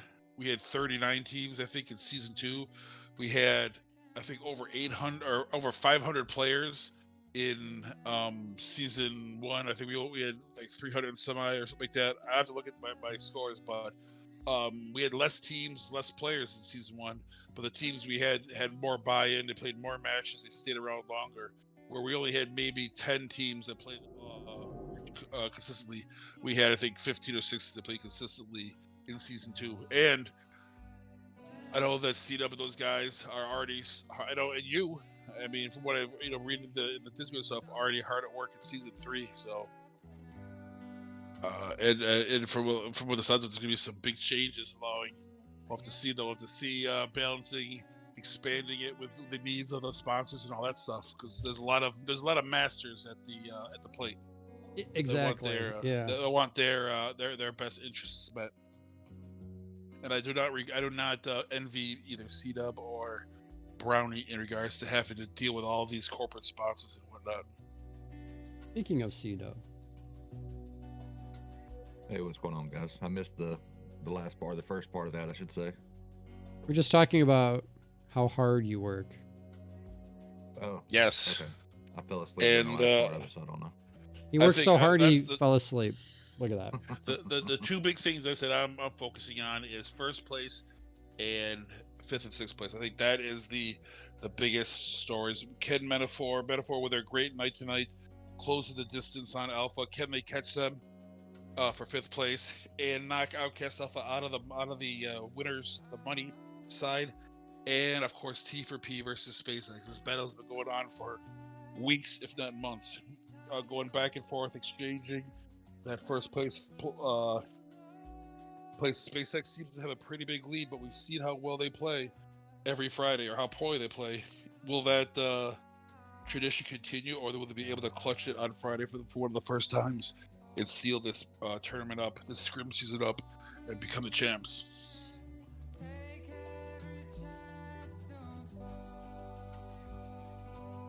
Yeah, that will be interesting to see. Of course, we're looking forward to seeing the culmination of that. But more importantly, I haven't had my chance to express my condolences, and I don't believe that Brownie has either. So until he gets here, I'll go for both of us. Neither of us, I know I didn't. I'm not sure. I shouldn't speak for Brownie on that part, but knew Lights very well, if at all. But it's very, very apparent through listening to everybody talk and reading some of the messages in chat that he definitely influenced people in a positive way. We want to commend that and let him know that he will be part of the Outcast community as long as the Outcast community exists. And we are very sorry for everybody that's out there hurting, but as he probably would have wanted, we will move forward. So thank you for that little bit of time.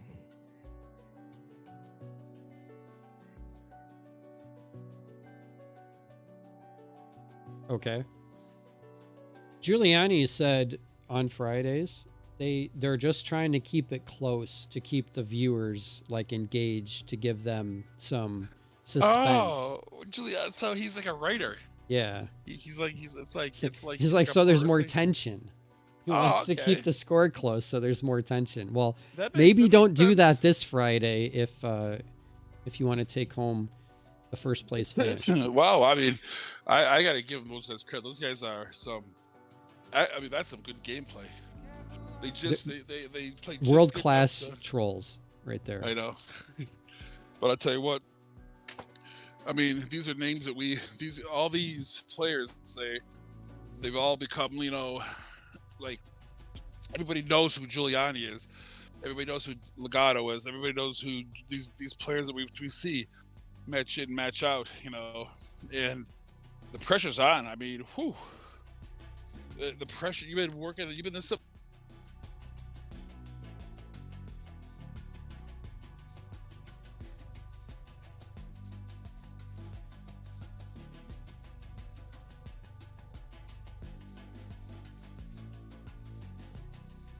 I think Pickford fell off the planet. Oh, sorry. One thing that just fell off his chair. Yeah, I did. I died a little bit. I think that the amount of effort that these teams have put in for this season, coming in here for 8 weeks, all these scrims, the amount of time and effort that these teams have put in, the pressure has got to be building it for these top teams. I mean, they can come across and say, "Oh, there's no pressure. We don't care."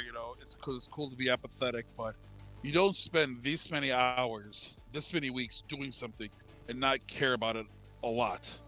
So this match is, I know, T4P versus SpaceX. Whoever wins that one team is going to be very happy, and one team is not. Even though it's a second place finish, they want to be first. And I think same with Outcast Alpha and Metaphor. Both those guys want that fifth place finish, if not fourth. So if one of the teams that does get it, one team that doesn't, it's still there's nothing, a sixth place finish in these games is nothing to be ashamed of. But if they're not successful, I know that teams are going to be frustrated. Because, I mean, otherwise, why would you spend this much time, this much effort on something if you didn't care about it? Speaking about people who don't care about things, is that Brownie? Hey, scores are in. Scores are in. All right. I need a drum roll sound effect, but I don't have one. So, without further ado, here's You the have unofficial Screamer. scores for tonight's matches.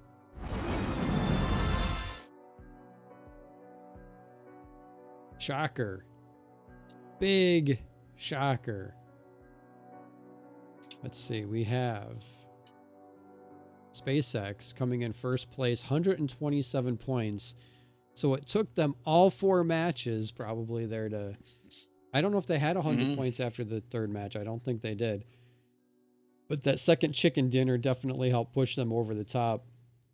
It looks like they were dominant. I mean, Men of 4 in second place, 37 points back, but it was a Their single placements digit. was dominant. Yeah. I think it was a single digit difference between first place and second place after 3 matches. So that last match, 12 kill chicken dinner, I think is what it was. So that definitely is going to push SpaceX over the top. Their Men of 4, as I said, in second place. Thirst for Points holding on with their fingernails in third place. So Pickford right now is doing the math. SpaceX was up by something like 4.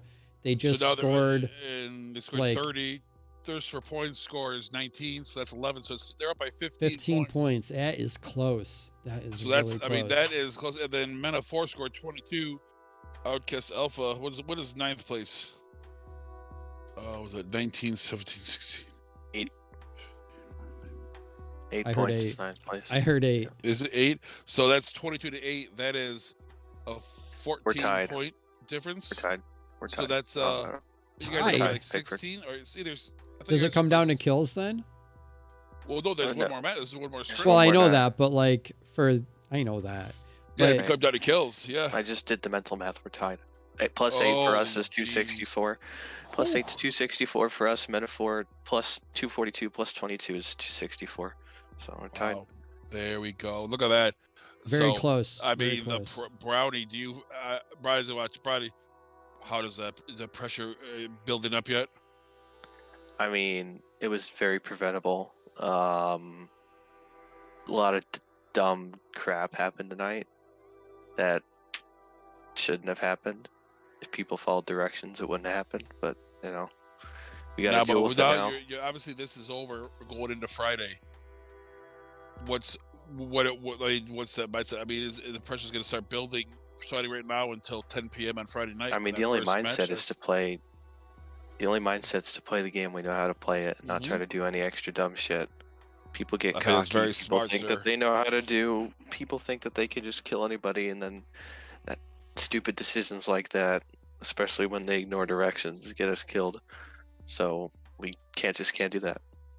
I mean, it's not like the teams Outcast Alpha, you know how they play, and yet they still are successful. That is the kind of definition of quality gameplay. You know exactly how they're going to play, and that they do it match after match after match, and they're successful. You saw it when they're defending that compound in that last Aragog match. You know, they, even if they get two of their players gets knocked, they still don't stress out. They go and they stop the team that's pushing on them, and they pick their players up. You've seen it multiple times. That's how Outcast Alpha plays. Can a team go and stop that? But we've seen, if Outcast Alpha, they get strung out on rotations, they can get back, they can lose 1 or 2 players.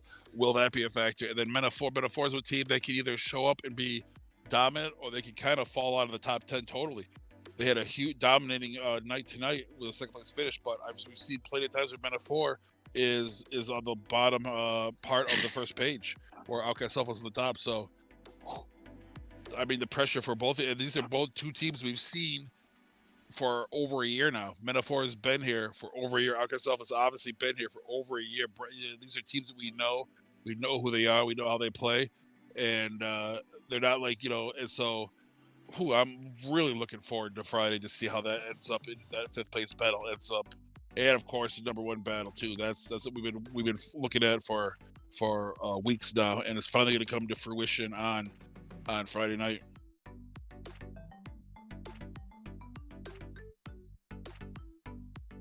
Sweats coming in 15th place. Wow. Okay, so Friday will be the last night for the HyperX Scrim Season 2. Make sure you have all your alarms and reminders set for 10 p.m. Eastern Time right here on this channel.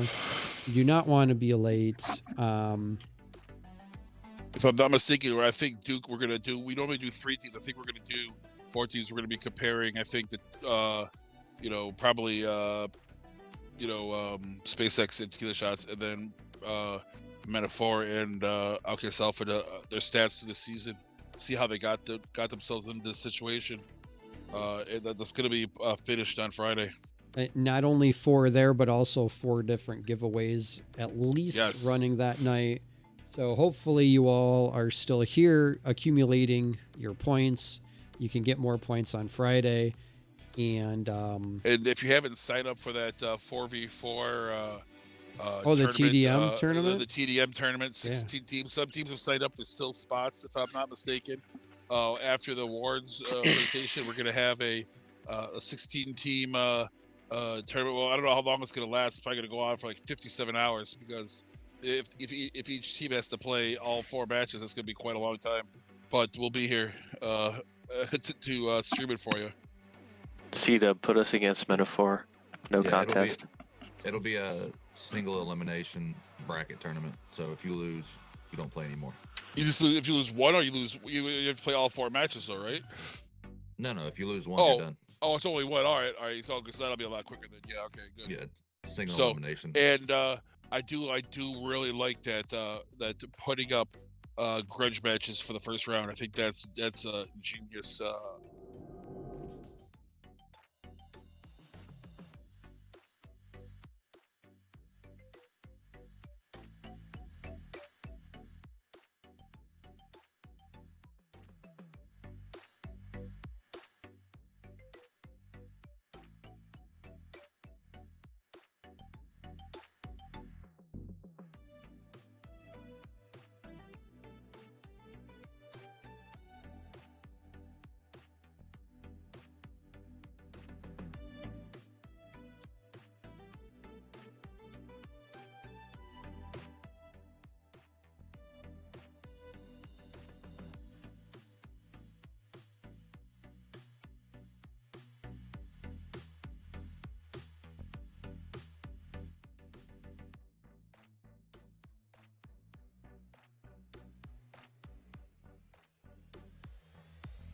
Yes, exactly.